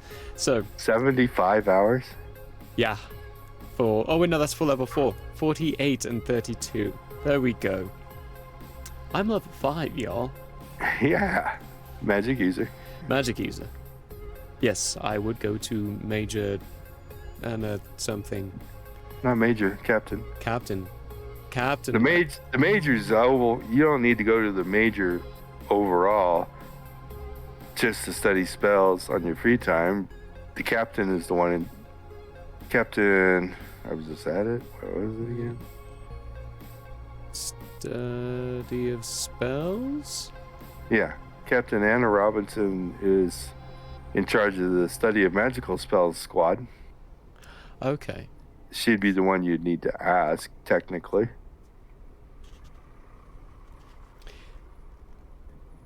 And just before the day's up, go to a dorm, knock on it. Enter. Knock. Come on in. Do people of the same rank salute each other, or? Same rank, same command position, technically. Yeah, no. Not internal indoors. Okay, just outdoors. Just outdoors out of respect. Be kind of a simultaneous salute. Indoors, you're both the same rank, you're both in the same command company, you both technically are heads of squad, so no. You can be a little bit less formal. Captain. I will Captain the captain, you know. walk in, Captain Robinson. Captain Cook. Feel a little bit. What can I do for you?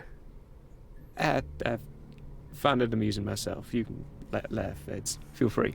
One of the spell books we've got's got a very interesting spell that I rather liked. And seeing as it's your department now, I'd like to formally request if I can study it. She has a serious look on her face for a moment, as like she's thinking, and then she bursts out laughing. I have nobody who can read magic at this moment. Sure, go ahead, knock yourself out. The library's yours. Don't worry about asking. Thank you, Captain. But thank you for the respect. Of course, too many people have been responding to me lately, and feels nice to be back in the rightful seat. Well, No problem. I'll Captain? get to work, Captain. Yep. Head on out and yeah, spend my 4 hours of free time studying that a bit. Okay. Intention hours. of being replacing the walking the mirror wall minor spell that I have already learned. Okay. Keep track of that. 4 hours down on that. Yep. In a month, you might learn it. Yep. And that will be the end of Monday. Whew. Sorry, that was heavy on Cook Day, but Oh, all the stuff we just got. we got a lot of good stuff. A lot of good stuff. I think I'm happy with that distribution. So, good. And we got Cook's training out of the way. Or, I mean, Maxie's training out of the way already, so. Tuesday. Where's my game time? I haven't been incrementing this. Gotta keep track of the days. We are... Saturday was the 1st, 2nd, 3rd, 4th? 4th. 4th of January. 4th of January. Not to be confused with the 4th of July. 4th of January. Morning meeting goes pretty much as planned, Maxie. Prepare for a strike during team time. Nothing else major except I did get approval, and we'll be sending Robin Miles for training of magic today. So, we will be one short on the strike. Difficulty challenge increased. One member, we'll see. With Maxi there taking up the slot of 10 members, yeah, who knows. The Juggernaut, the indestructible Juggernaut. I'm the Juggernaut. So that's your morning meeting. Morning meeting Cook now has a morning meeting. I do. It's weird. It's 7 a.m.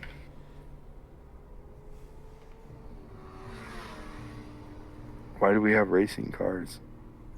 I figured, some Nightbane have wheels. Maybe they sound like On a 1 square mile base. But anyway.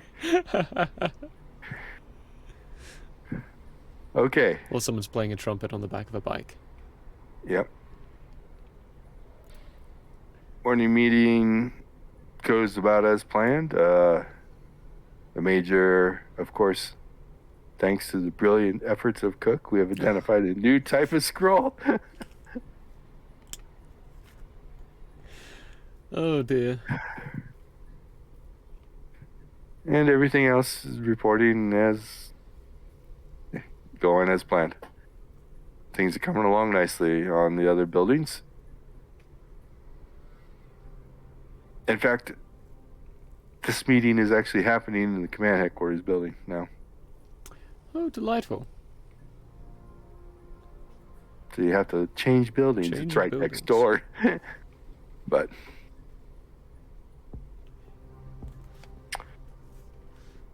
good. And hey, you don't have to change buildings, Cook. Eventually, this will be the Study of Magic's building once training and the vault leave. Yay! So you can keep your office.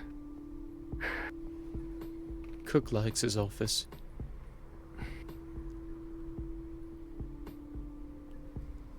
What he hasn't figured out yet, folks, is other people call it the bathroom.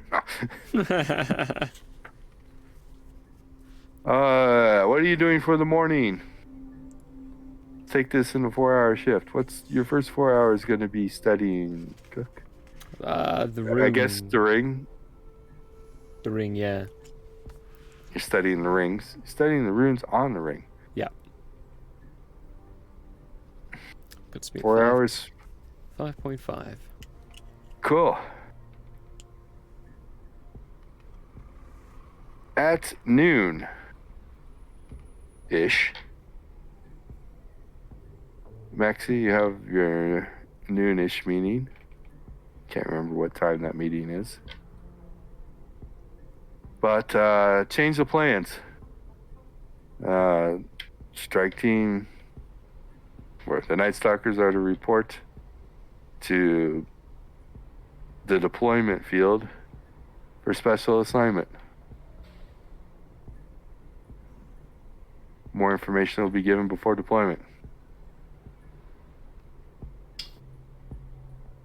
Cook. Around noonish, the Major comes into your office. Salute. Cook. Yes, sir. I need you to go on a strike. Delightful. Where am I going? Down to that deployment field at 1 o'clock. More information will be given at the deployment. I'll be sure not to eat anything too starchy. Great. At 1 o'clock on the deployment field. Ooh, one of those rarities where they're both together. Without maybe killing themselves. Each other. Let's see here. I have gone and switched at the quartermaster's my standard pistol that I walk around with, because we're supposed to be armed, to a rifle. Okay. Because I'm not proficient with the pistol yet. Technically. I just don't like lugging around a rifle. Yeah. Maxie, you see the Major and 2 other strike groups as well. So this is a whole strike squad being deployed. 3 strike teams, 6 strike units. This is nothing minor. And get ready for something major. It's bigger than normal. It's bigger than normal. It's got a major in charge, so hey, that works. And you know the major. Cook shows up, takes the spot amongst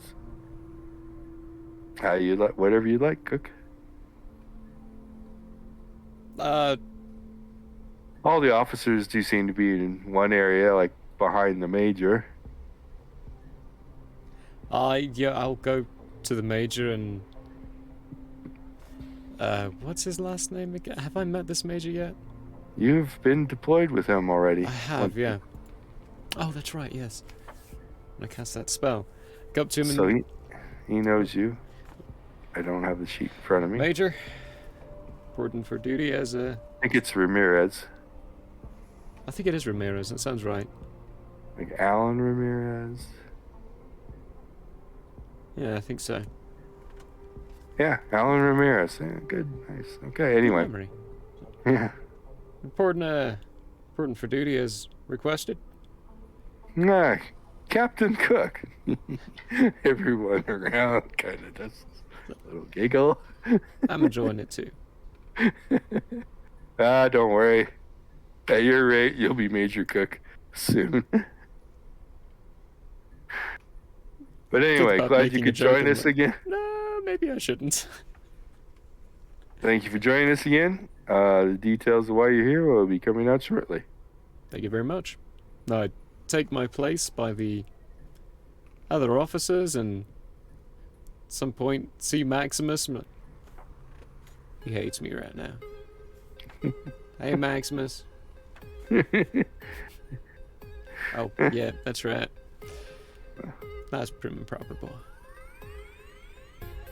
Okay. The Colonel shows up. Attention. Yeah. Room 10 hut. And begins the briefing. Goes, well, gentlemen, as you know, we are unfortunately fighting a war on multiple fronts. We have multiple enemies, so to say. Today's exercise is to see if we can eliminate one of those enemies. We have a meeting set up with the Prince of Denver. The vampire Prince of Denver. Okay. I wouldn't... maybe saying enemy is a little strong. We are not openly in conflict, but usually when vampires and Nightbane meet, blows are exchanged. This is a dual-purpose meeting. We are going to go in, and the Major, unless you, Cook, want to take over and be the diplomat, but the Major is going to try and convince the Vampire Prince that he needs to talk to the Vampire Intelligence and create a truce between Vampire and Nightbane worldwide. If the Prince is not open and not willing to negotiate for a truce, a show of force is going to be necessary. I want everybody in that building killed except for the Prince. No one is to touch the Prince. No bullet is to be fired at the Prince, whether he is attacking back or not. We don't know exactly how many people are in what they call an Elysium, but it seems to be the main gathering point, and since this is going to be high profile, I assume practically every vampire in Denver is going to be there. So, 3 strike teams. You will discard your ammo and pick up new ammo before deployment. vampire ammo. There will probably be some humans there as well. Some of them are what we call the wannabes. They're hoping to be vampires, to be made into vampires. Some are probably going to be food. And sometimes they do also contract security. When I say total wipe, I mean total wipe. This is a show of force. The vampires up to this point have probably been seeing the random Nightbane out in the wild. And they need to know we mean business and we can hurt them when we want. But that's if negotiations go bad. The first try is definitely going to be peaceful to establish a permanent truce that we are on common ground. If the Night Lords win, they will not have a food source.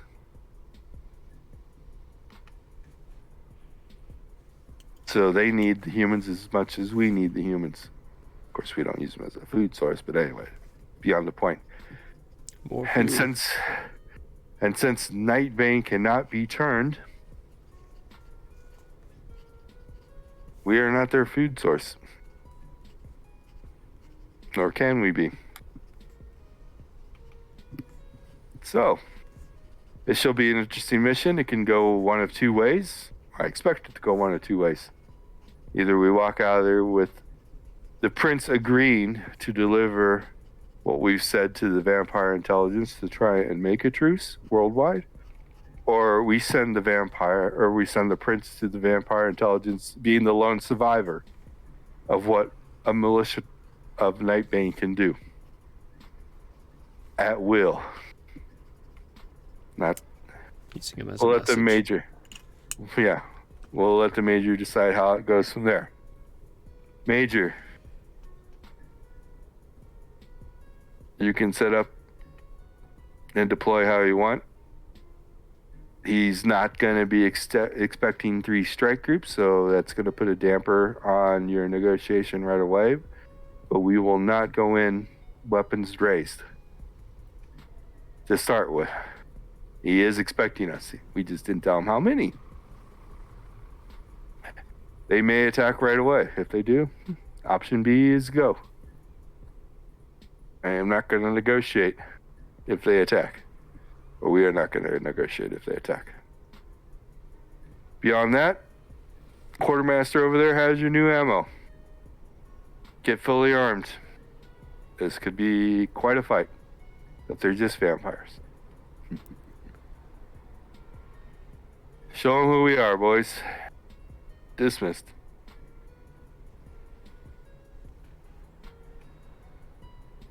So what do my new rounds do for me? 1d6 times 10. Times 10. Hooda. The regular rounds did 3d6 times 10. No, these are less. These are lesser. They're anti-vampire. Because they're filled with liquid mercury. Yep. Less structural damage. More poisonous damage, so to say. And how many rounds or how many mags are we being given? 10 each. 10 each. Good grief. They don't know how many they're going to expect, and you're going to be outnumbered. Yeah. There's no way around that. You know, you with a squad, a full command squad, with all leaders and NCOs of 61 people. Not all 61 are shooters. You have technically 57 active shooters. Plus 1 for Cook. The colonel will say, Cook, you're going along because up to this point, we do not think vampires use magic. But you are going to be there in case they figure out, or do use magic, and we didn't know about it, to figure out what they do. Very good.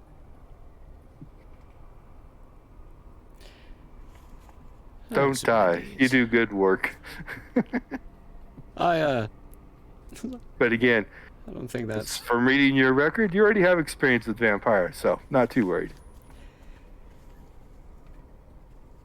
It's the other reason you're going on this mission. Prior experience. They're Doesn't say interesting that.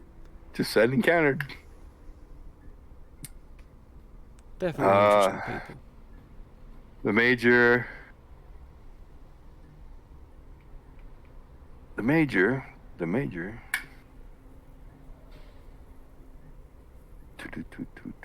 Just making sure this is right. So,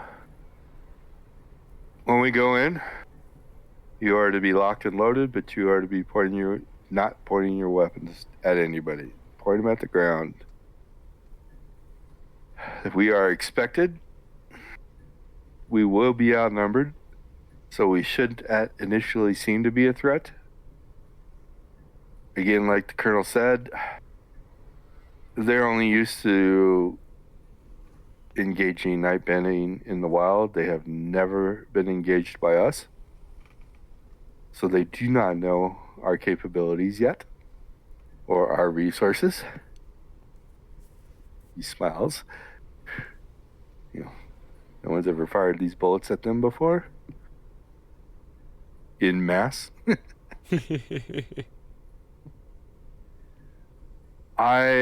From the reports that I've read about vampires and princes,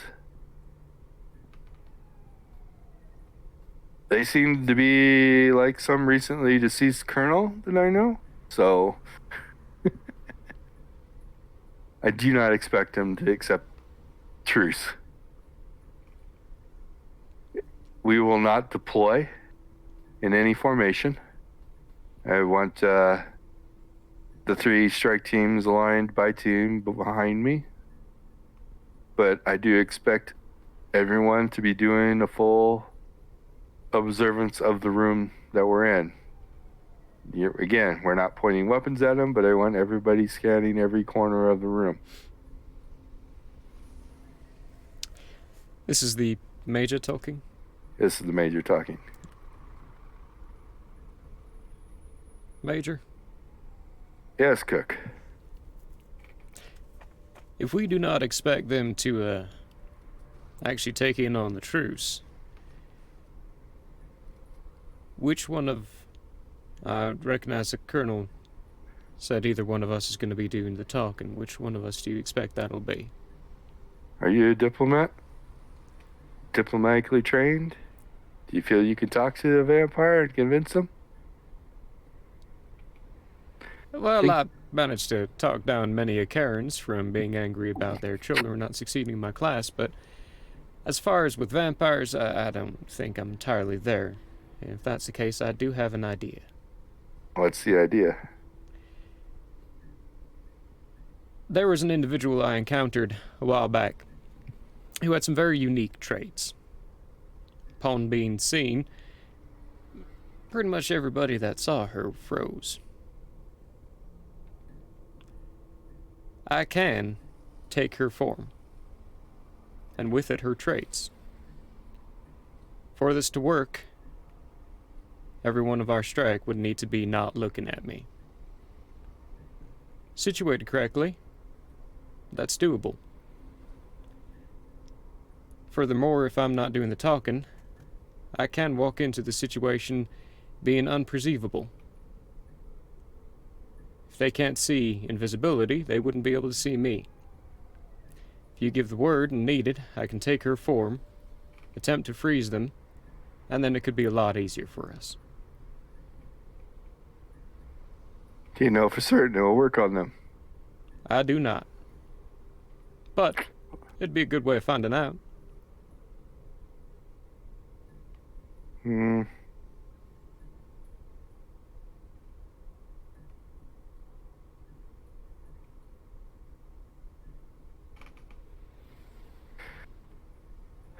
Too risky. Is what it is. We don't know if it'll work on them. And in combat, people look around. It might. I can't have you inadvertently stunning some of our people, even a couple. We are going to be outnumbered and need everyone firing. Good idea, but let's table it for later. Because if this goes bad, we'll have plenty of opportunity to test that. Thought for the future. Good thinking. Everyone get ready.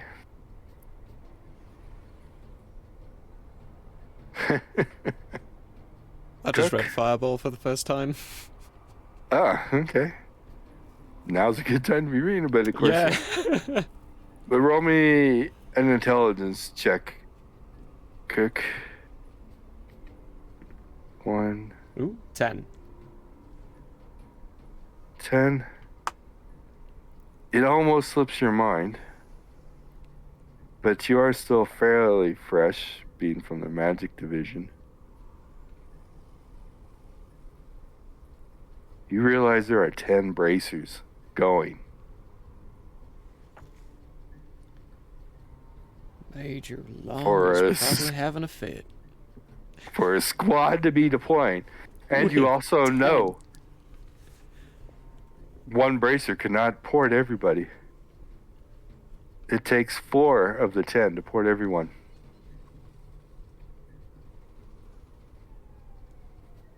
If they're close enough. 6 extra. Because of command structure. Okay. Every officer here has a bracer except for you. Okay, I was about to ask, like, wait, does that mean they're handing me one too? No. Okay, good. So the major has one, every squad captain has one, and every unit commander has one. 10 bracers. Right now, the major and the captains will be using theirs. I will, before we port out, get to the Major and say, Major, by the way, that invisibility, I can put it on anybody. So if you want someone right up there with you for 15 minutes, they can remain invisible.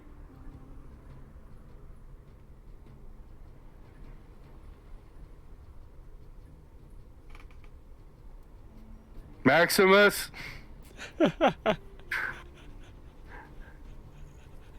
Maximus comes forward.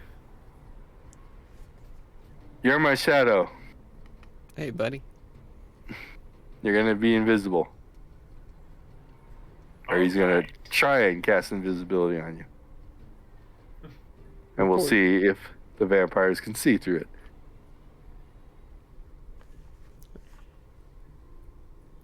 Just let me know when I should be casting it, and I will do.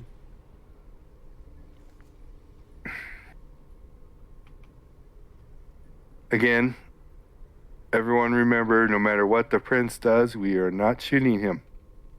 He is our lone survivor. I'm so sorry, Major. I've got one more thing. Hmm. If you would like, I can try to stun him for the entire time frame. My scream does have a bit of a echoing resonance in one's mind.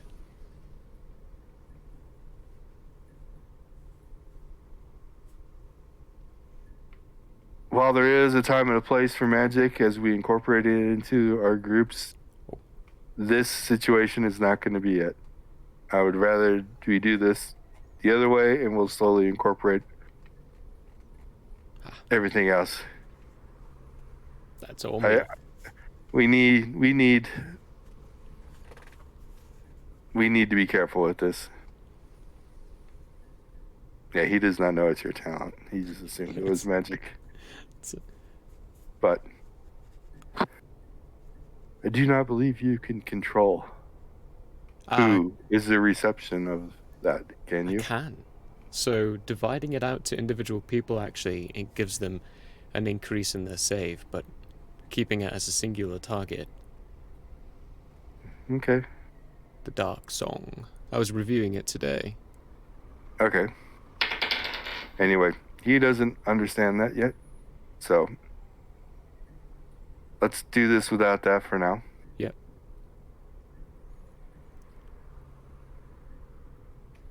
He's going to do a countdown on the port. So you decide how long it takes you to cast it to where in the countdown you need to cast it at. He has to do a count. Actually, he doesn't have to do a countdown. The braces can be linked. And they've already set up an emergency out where all braces will port simultaneously out and pray you're in range. I will give it to the So 2. don't go wandering off. Give it to the 2. Okay. Tap probably the rear of Maximus because he's huge. And then he'll just go. Hopefully. And Maximus is shadowing the major, right? Yes. Perfect. And no one's going far. You guys are going to stay as a tight group to start with. If it goes to combat, Major will throw out orders as he sees. 3, 2, 1. You're not pointing your weapons at anybody. Nope. Maxie is. I cast No. it on Maximus, so Yep. if it works, he'll be invisible for 15 minutes. Okay. You port in. What? What you see is hard to describe. It looks like a Victorian club. Very posh. Lots of people standing around talking, drinking, laughing. There is music, but it's very classical. Playing. The prince is on what could only be described as a throne, elevated, raised. Got 2 people beside him. And there are a couple hundred people in here. And you look around, you kind of can tell who the vampires are. You can definitely tell who the vampires are. Between the wildlings and the wannabes, it's hard to tell. There's such, one's human, one's vampire, but depending on how old they are, they may not have all the characteristics, white skin, things like that of a vampire. You definitely see security personnel, which instantly raise their weapons. No one's firing, but instantly raise their weapons. And you definitely see that a nice area, which the group has been ported into, has been roped off with the nice red velvet ropes,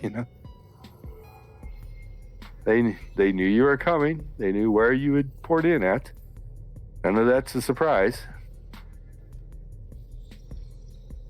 There are a lot of surprised faces, though. Seeing everybody in uniforms with automatic weapons pointed to the ground. But definitely not what was being expected from the vampire side. They thought it was going to be a group of regularly Nightbane. They were going to show up. But immediately, the major says, "Prince," and does a bow. The prince is a little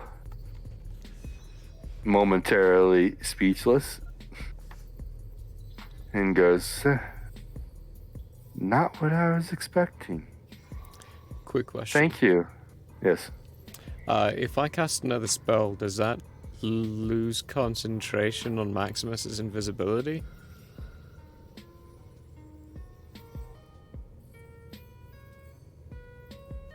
Like, can I cast See Invisible and still have his invisibility going? You can, it doesn't act like D&D. Okay, cool. Cool. As long as, once you cast, all you have to do is worry about feeding it if it needs to be fed. Okay. So you can have multiple spells up, as long as you can pay for them. And I take Roll me an intelligence check. Haha. Well, I rolled a 19. Okay, then. Are you casting? I don't think it would have come to his mind. 'Cause it's all new to him. Yes. Casting See Invisibility. Okay.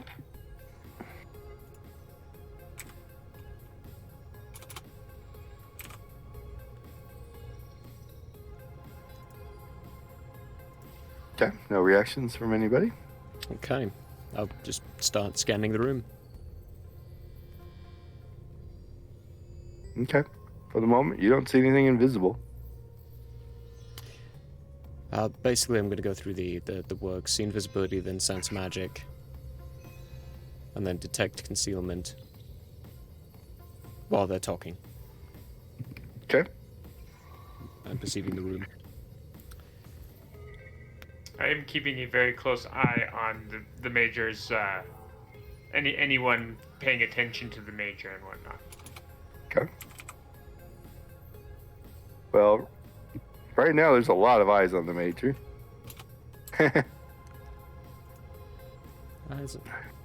All eyes on me. Let me see him.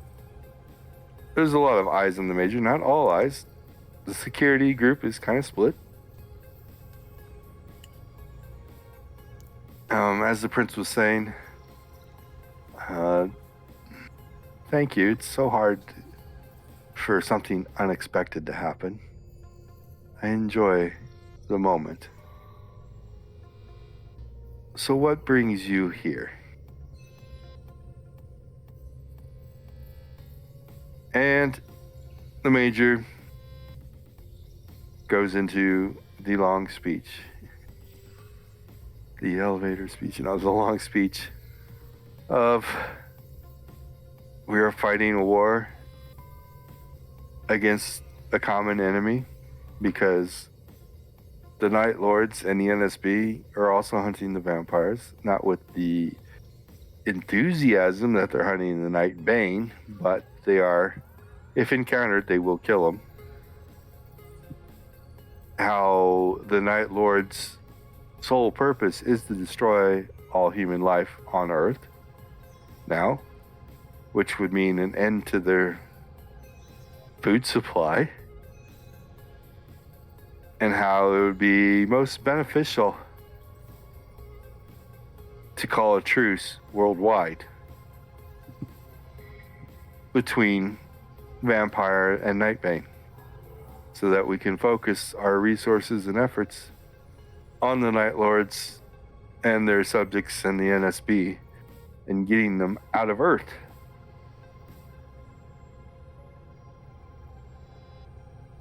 The prince listens to this and goes, so you actually want me to be the messenger to the intelligence?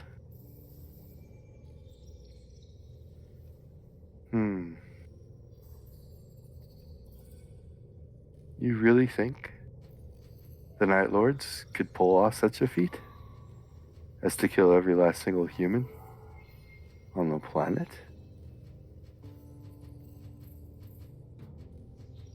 The Major goes, without a doubt, I feel like they can. And the prince goes, well, the intelligence doesn't think so. We thought of this already. We know the Nightbane have been around for a while, maybe as long as the vampires. And we know, unfortunately, we can't turn you, because a vampiric Nightbane would be something to see. But for the moment, we see no reason to waste our time with you. I will admit, you definitely put up a good show here with your well-armed group. But in the end, it won't matter. So if you wish, since this was a mutually trusted meeting, I will allow you to leave.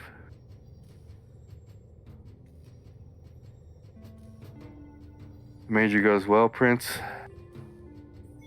that definitely wasn't the answer I was looking for. And you don't know us. You know Nightbane. You don't know the militia. And the Major snaps his fingers. Roll on this, everyone.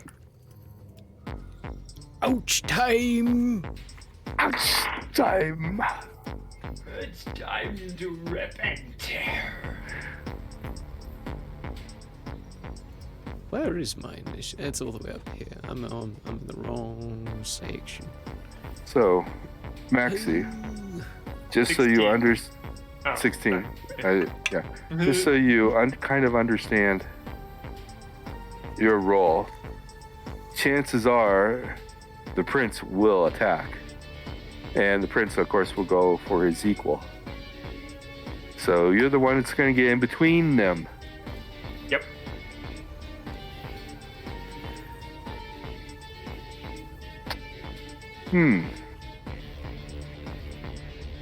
Let's see. That was 4 rolls. And I need just a little bit more.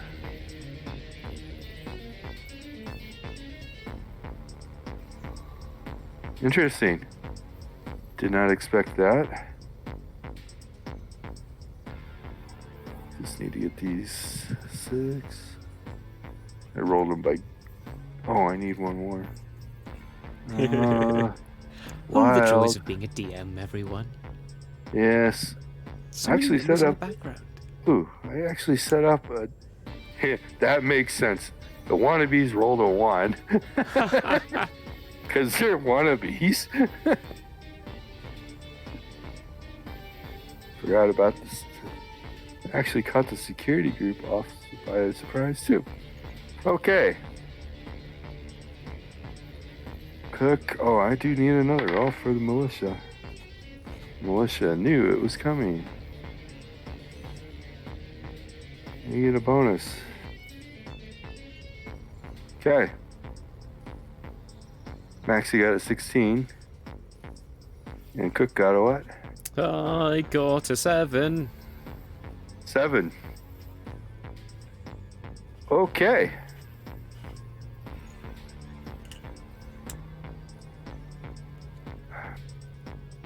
Roll off between Maxie and the Prince. Ooh, get Alright, this, then, let's Maxie. find out if it happens. Come on, you can do it. Did you roll a 1? 20. Ooh. You rolled a what? 20. For a total of? Am I just rolling initiative again? Yes. No. 23. Oh. I take that back. It's just a dash straight roll. What do you know? Huh. He rolled a 19. Oh. That's how close this went. Wow. So close. You guys are pretty evenly matched. Okay. Maxie goes first. All right. Your armor is already switched. Perfect. First thing I'm going to do is I'm going to step between the Major and Prince. Mm-hmm. What's between me and the Prince right now? Open space. The Prince will have to come down off his throne and raised platform.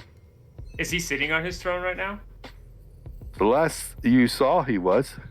Okay, so yeah. Oh, wait, hold on. Vampire. Ridiculously Vampire. fast. Yes.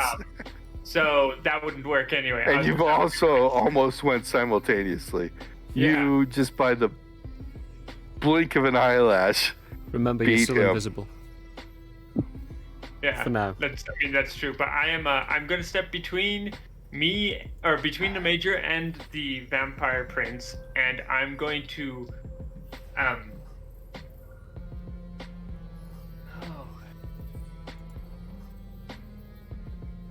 I don't know if firing at him would be a good idea right now. You are not allowed to shoot the Yeah, prince. that's right. They said not to. Dang it. I wonder... You just have to hold him off until he's the lone survivor. I almost don't want to use my gun then, but... Probably not. Besides, so as soon as you do an action like that, you will become visible. Yeah, so if I put my gun to the side, can it be held there without getting in the way? Yes. Okay. I am gonna put my gun away then, and then I'm just gonna get ready to essentially grapple with the vampire. Okay. Don't forget you have a mouth. Oh, I know.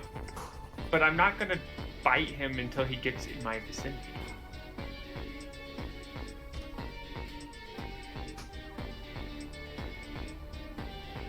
I now realize, as the DM, I should have not said shoot. I should have not said attack. They don't want him damaged at all. Yeah, I figured it would be that. Also, I'm not 100% sure my suit would show my mouth yet anyway. Very true. I haven't properly finished training it.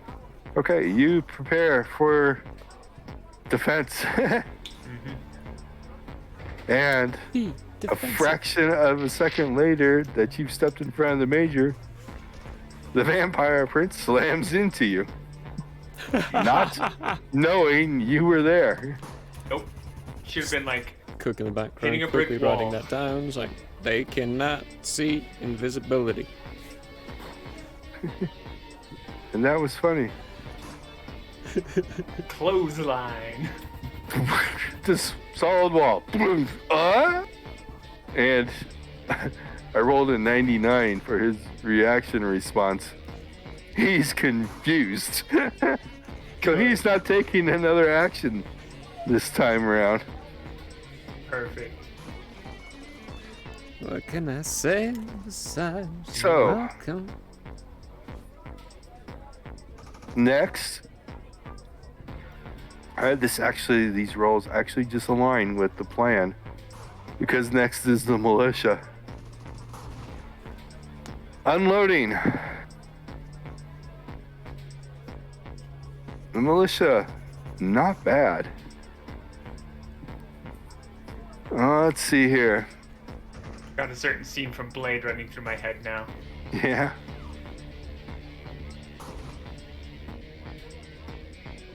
So, More classical music instead of something yeah. grungy. Yeah, I need From- to find classical music. What you can tell of the room and studying it and everything, you could easily identify, you can easily identify the prince, and you can easily identify 10 others as being vampires. I mean, full-blown, full works. In the vampire world, they're called secondary vampires. Vampires made by the prince. After that, you can't really easily tell the difference between the wild vampires, the wannabes. That's a good 150 of them. There's security guards in armor, but they're rent-a-cops, so to say. They're private, of course, because they work for vampires. So this actually works. All 10 of the secondary vampires will be hit. The militia hit 67 targets. Nice. Cool. It's a good roll. We're in the Like right the first team. 3 seconds. Doesn't mean they killed 67 targets. Oh no. Oh no, It but means they hit. that's at least 67 bullets going out. Definitely got mine on burst fire right now, not that I'm going to be using it that much. Yeah, that's the problem. Yeah. They are all on burst fire. Which just happened. That's awesome. Yeah. Good timing. Sirenscape, everybody. It's awesome. Yeah. And just for your knowledge, the only ones I'm actually keeping track of is the secondary vampires. The rest are just fodder to be shot at. Pew pew.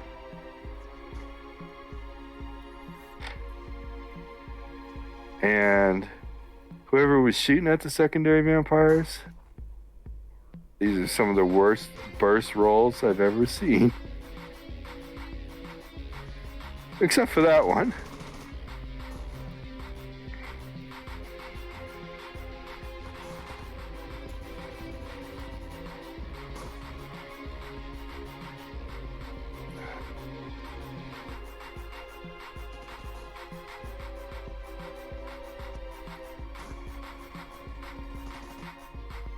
Three of the secondary vampires are down. The rest have been hit.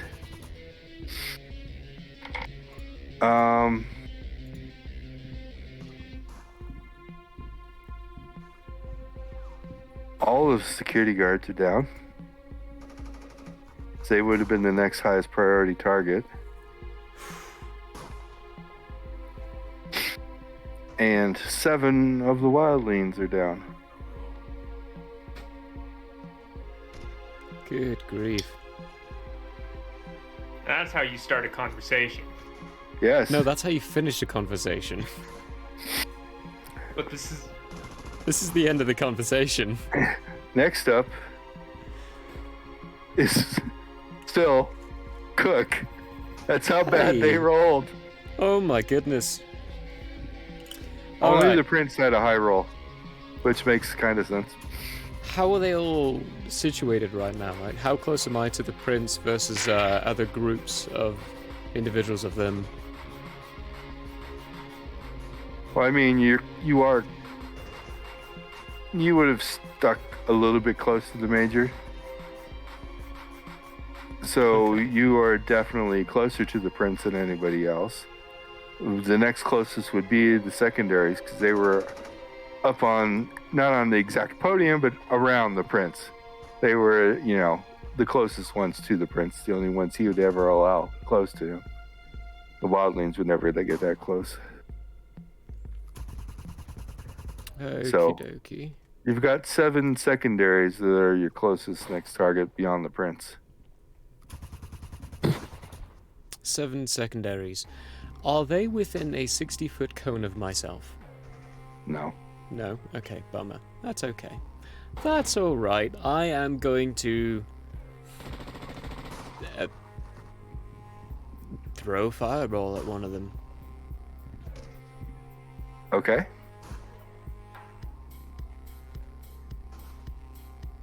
Unless... Does burst fire... Can I hit more targets with burst fire, or... A burst fire is a single target. Single If target. you want to spray the room, you can use the spraying rules to hit multiple targets. That's a bit nerve-wracking. I want to use magic, but at the same time, if I hit with all 3 bullets, that's 3d6 times 10, which is far more than a fireball can do. Yeah. Currently for me. Yeah. Yeah. Raising gun.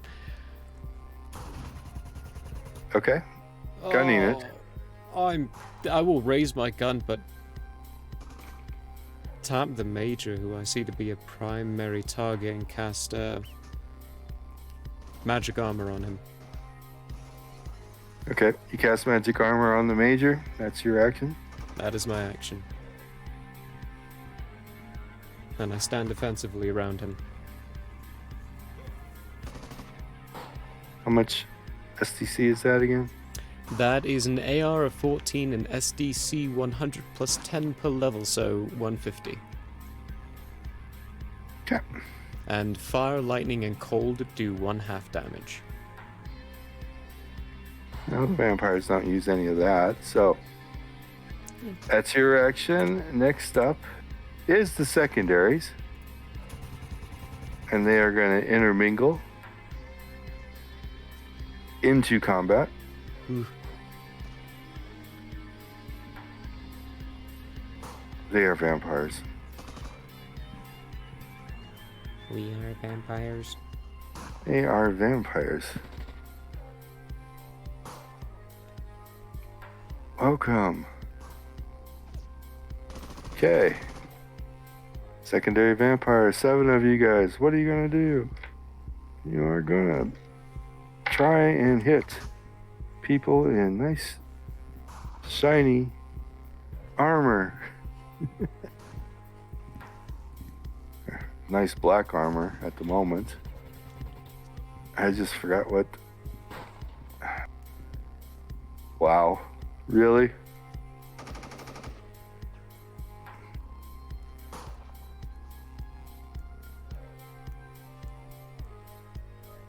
Three managed to hit. The whole squad is in V2 armor, besides Maxi. So they have an AR of 12. Am I in V2 armor? Hey, yes, you are. Okay, good. A flawless AR of 12. And then only 3 of them rolled above that. And the damage is not that impressive because they are just vampires. I keep saying this. They are just vampires. They are not equipped to fight this militia. Okay. Great. Yeah, the suits take that, no problem. Up next, though, is going to be the wildlings. And there are technically 96 of them yet. We're also going to be jumping into the fray. Good heavens. That represents a little bit more of a challenge.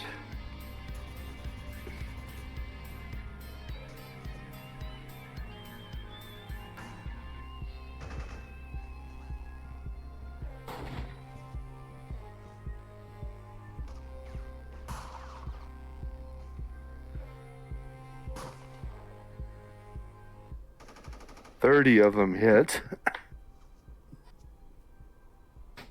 out of 96. It's the rule of in mass fighting, you know how it is. Yeah, yeah. 100 common villagers can still do damage. Could really hurt. So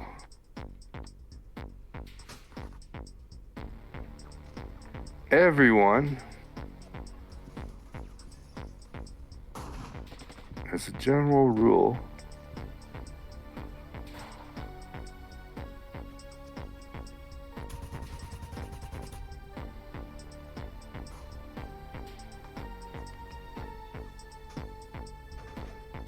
everyone take 28 damage.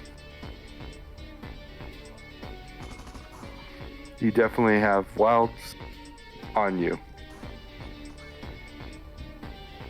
But since this is in mass combat, the number of on you keeps fluctuating. Everyone's just trying to strike as much as they can strike. The wannabes, yeah, the wannabes are running. So they are not striking. That will go back to Maxi. Okay then. He collided with you. He's kind of, mentally stunned as to what he just hit. I'm sure he will recover this round and do something. He realizes. If I give him the ability to. What do I need to do to? I need to basically pin him somehow. You take wrestling? You haven't finished wrestling. I haven't finished wrestling yet. Okay, so we'll just make it a contested strength. That's okay. Alright. Okay. Does our regen start at the beginning of this, or is it each combat? Like Each combat round, at the end of each combat round, not combat action. Okay, cool. So we're in the second action. Perfect. of Okay. people who have actions. I need a table really fast. Sorry. I don't know what his bonus is on that strength attribute. That's PS, right? Physical That strength. is PS. So roll a die 20 and add your strength modifier.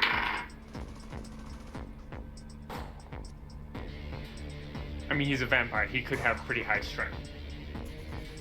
He's a prince. He definitely has very high strength. What'd you roll? 13. I got a 17 on the die. Good heavens. So you rolled a 30?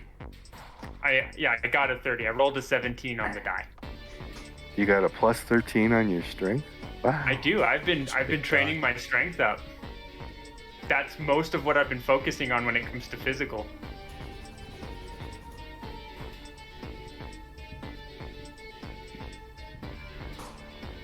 Wow. Okay, now that I got his bonus, let's see what he rolls.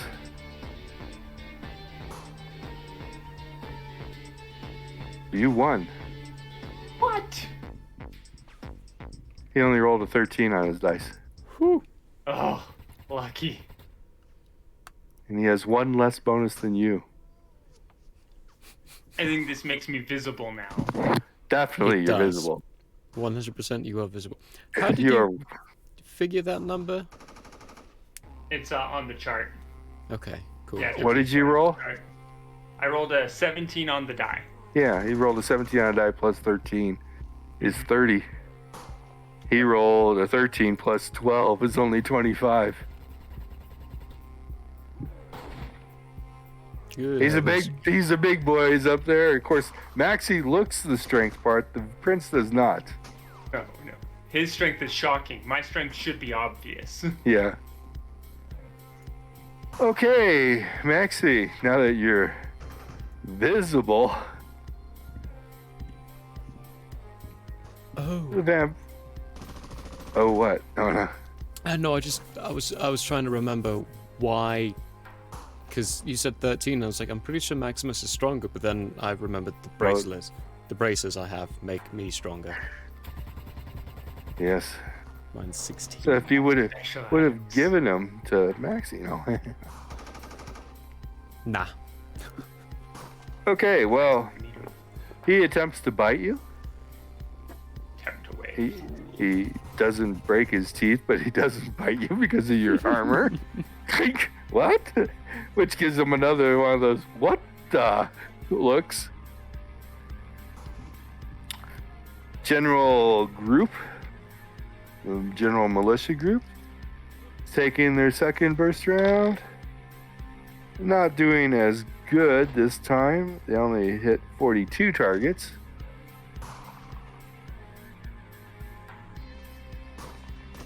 That's 42 more wildlings down. Hold it. Take that back, take that back, take that back. The first 7 are going against secondaries.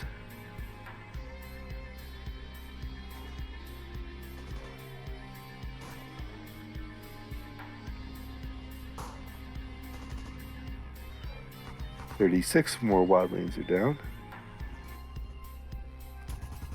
For a total of 42 overall. Now, the secondaries.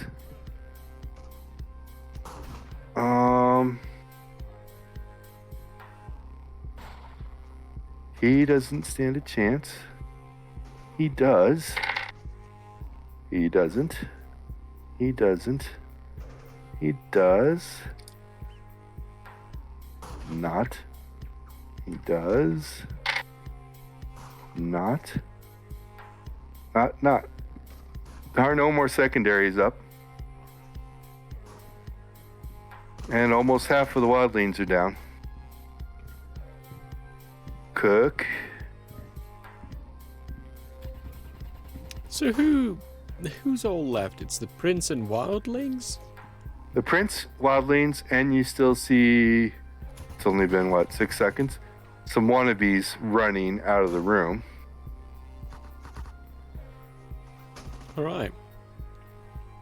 I'll start pew-pewing at some wildlings. For burst fire, how do you roll again? Do you roll for each bullet fired? Nope. You roll Yep. once to hit and triple. Okay. Triple the number of dice. And can I sense if any of these vampires that were in the room had any sense of PPE?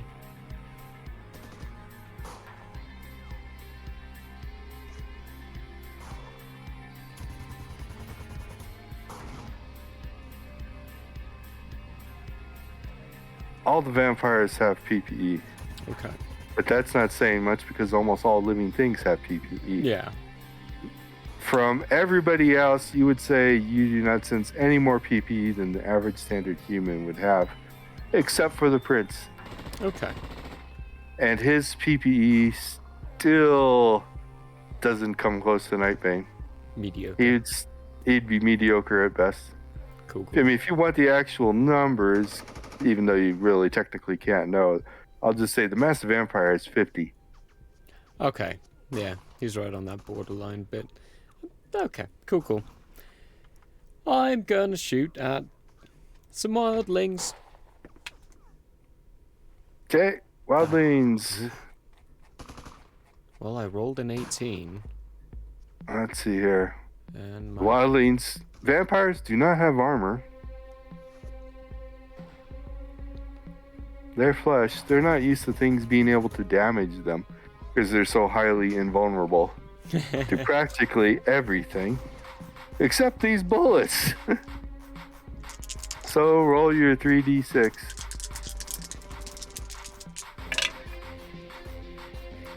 Ooh, laddie. 13 times 10, so 130. Dead. Dead-a-roo. Another wildling down. Look at all the kill counts Max he's missing out on. For a good cause. For a good cause. Pretty Okay, good. we are around to the wildlings. Not many of that left. Oh, it's because they're dead, that's right.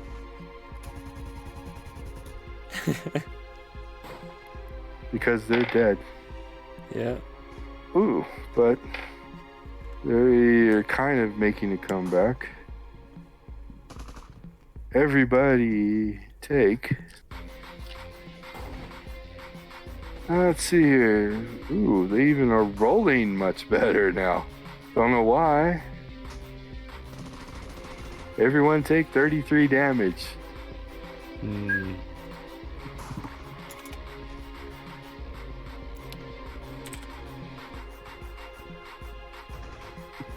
Oh, Maxie. Mage is doing fine. Mage is doing fine. He's just waiting for this to clean up. It won't take much longer. I would like to continue to hold the Master Vampire down. Okay. So, yeah, your action is just going to be you're getting ready for his resistance that he's going to try and throw at you on his turn, which is within a split second. Good enough to be contested strength roll. That's what he's doing against what you're doing. What'd you roll? 27. You beat him again. Yeah, I rolled an Hold him 8. down. I rolled a 14. Yep. You definitely are you're beating him by a lot. Let's see how this next round's going to be. This roll is going to be the all-important one. Military attacking. The militia attacking. Let's see what we get.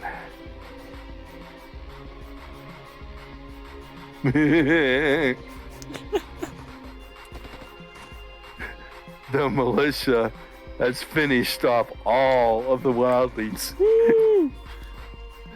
Oh, this is what you like to see. I mean, this was a slaughter fest. It was.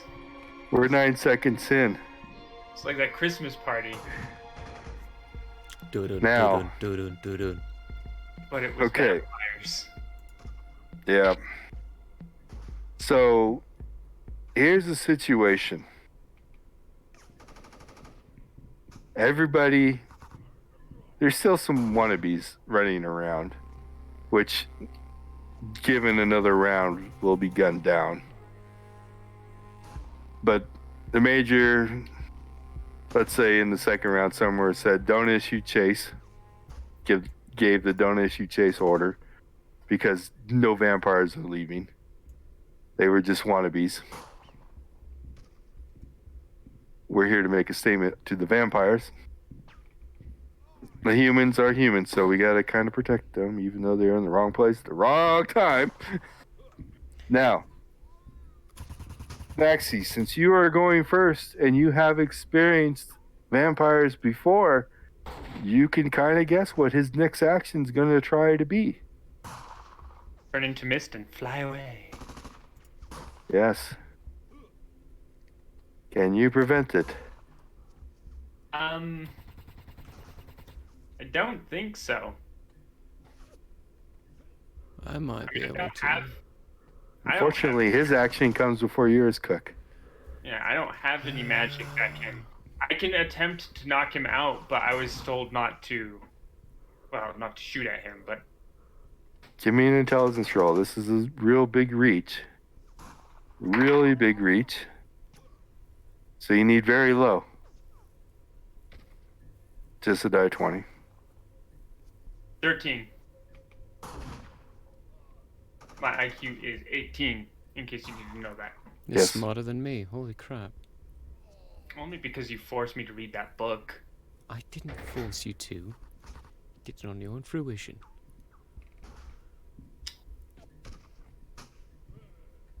You asked frequently, until I did.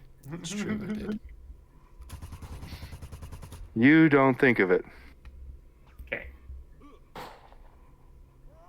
And now I just realized something. I never rolled initiative for the major. He just stood and didn't do anything. He wasn't going to do anything. And I rolled a 16 for the major as well. Maxie, I need you to play the vampire roll-off, please. Okay.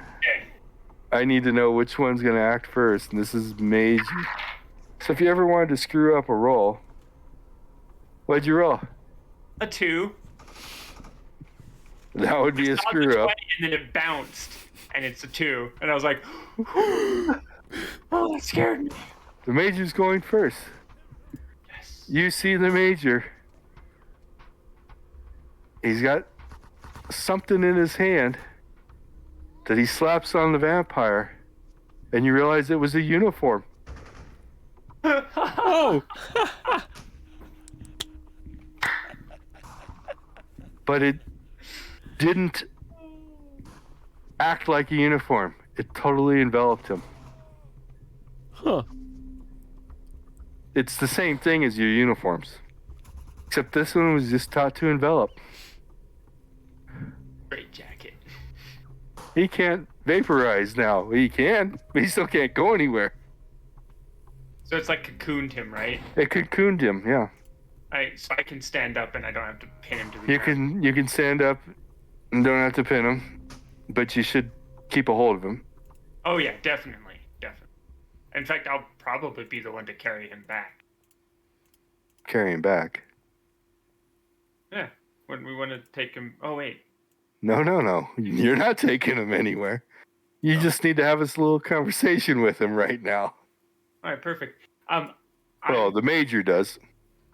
I'm going to sit him into a sitting position then and hold him there. Okay. The major's going to deal a little talk, and I'm going to assume while the major's doing his little talk, Cook is going to continue his scans. Yes. I'm continuing scans, walking around trying to find items and such. Give me a percentage roll.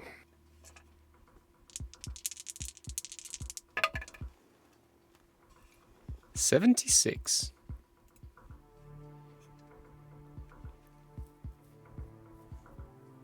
Oops, I was on the right tab.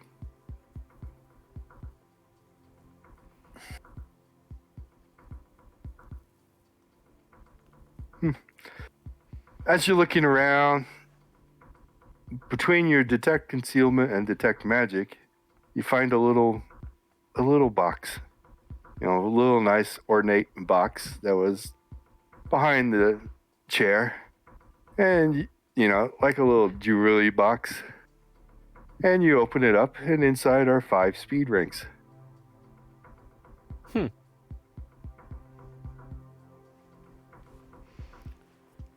But that's all you find. That's all you find. Walking around? Yep. For detect concealment, oh hell yeah, it's all over the place. You've got swords and guns hidden all over this room. I just walk up to one area, reach for nothing. Huh. They're well equipped. It's all human standard guns and swords. It's kind of to Nightbane, they were practically nothing. But so the major says, "Well, now you're going to listen. We are not just wild Nightbane. We are a militia, and this is not our force. This is but a fraction, a smallest fraction of what we can deploy. And you see, it took us, a whole 9 seconds to finish off this room. We can pour it into every Elysium on the planet and take you out. But if you wish to have a truce, maybe, that wouldn't happen.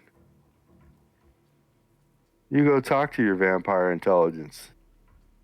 Let us know what you think. Which way you want this to go. Because we'll be happy to repeat the process. If you are going to be our enemies." At that point, could I be standing behind the major, smiling my biggest smile at the vampire prince? You can't see the prince. He's still cocooned. He can hear him. Aww. But he can't do anything about it. And then the major turns around and says, "Gather up. We're going. We're leaving." Stand next to Maximus. That went well. Good job. Oh, God damn it. Why do you have to salute me every... Ah, right, Captain. Yeah, whatever. And you all poured out. Taking, of course, the suit with them. We're not leaving that behind for them to study. Right before we poured out, I'm gonna have my suit's helmet disappear, and I'm gonna just smile wide at the vampire, showing all of my teeth. You haven't taught him that your suit to do that yet. Well, isn't the threat gone? Hostility over? His hostility is over. Okay, I'll let the suit decide that it's good enough to go back to standard uniform mode. And you do that. A couple of seconds after he does that, I tap him on the butt and I cast invisibility again.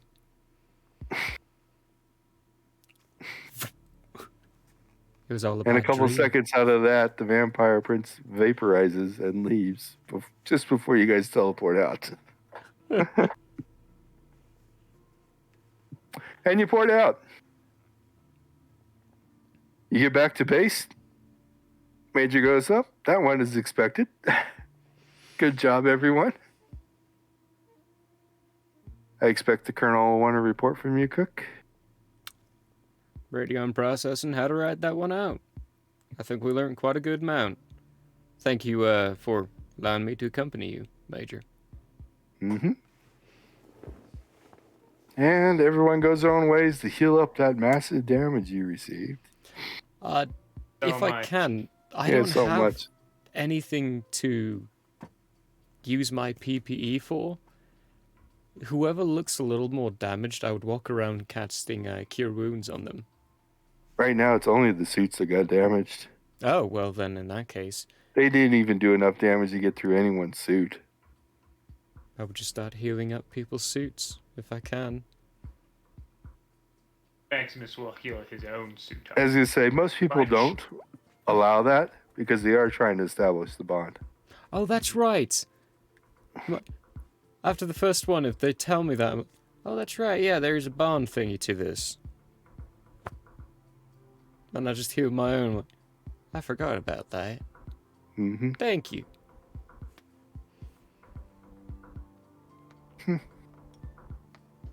That went kind of a little bit faster than I was expecting as well. But anyway, We I did knew- good. I knew that in mass like that, even though there's a lot of vampires 1-to-1 to a Nightbane really don't stack up that much. They really don't. What vampires have going for them is they're so highly invulnerable to everything, and they tend to run a lot and just disappear. But you guys were attacking the prince. They were obligated to stay and fight. The wannabes that ran, I feel sorry for them because if the prince ever catches up with any of them, they're dead. They're not going to be changed. But beyond that, I think this is a good place to stop. I have one more thing I'd like to do. Yes, go ahead. When I get back, Finish out the day. yeah, I'd like to call Gunnery Sergeant Henderson into the office and Gunnery Sergeant, you did a good job finding Flora. I need you to find someone else for me. 2 people, actually. Okay. Well, who do you need found? I don't know what their names are. They're the twins. The twins. They came in with the You know how many resistance group. twins we've got? Probably a good amount. These ones will be easier. All you need to do is find Brittany Nelson. The group of individuals that she came in with. I'm gonna go visit her at the end of the day. I'll report to you what their names are gonna be. If she has their names. Okay. They're gonna be the next best bet for what we've got. Okay, will do. And then I'll finish up that report and send it to the Major. Major Mitchell. My direct superior.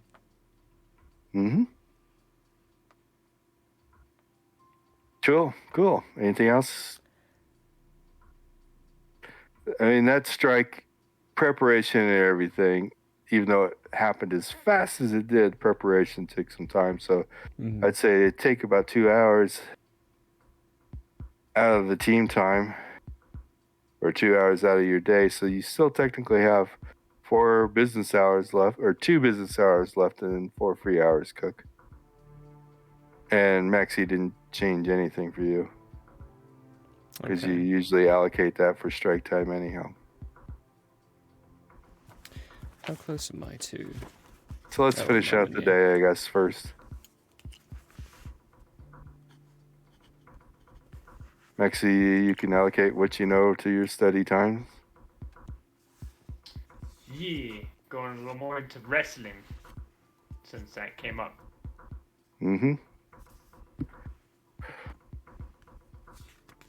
Good call. What days I'm not on that. Yeah, just say he's probably going to finish way before you cook, but anyway. Yeah. Especially if you only do it on the weekends. I am only doing that on the weekends. If we've got time for it, I would like to find Brittany Nelson. That, no. Okay. That we'll have to hold to the next session.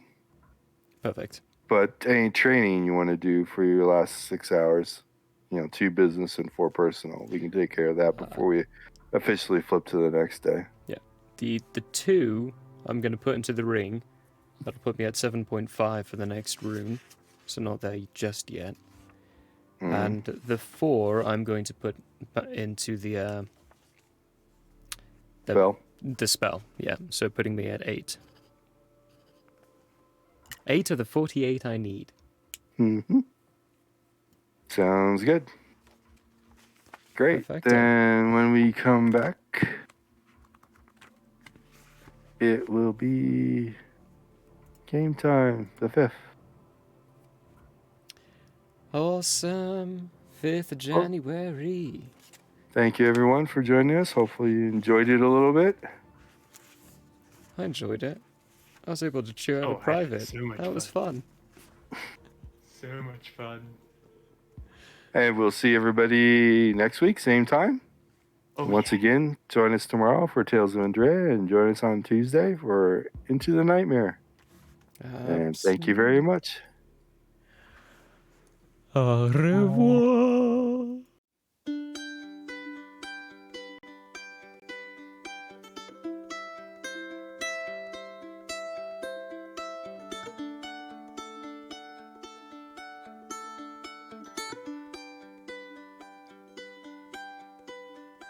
The end may have closed for now. We hope you met a friend this go around. Tired and blurry you may be. We hope your minds are full from this revelry. May peace follow you out. May you return for more giggles and shouts.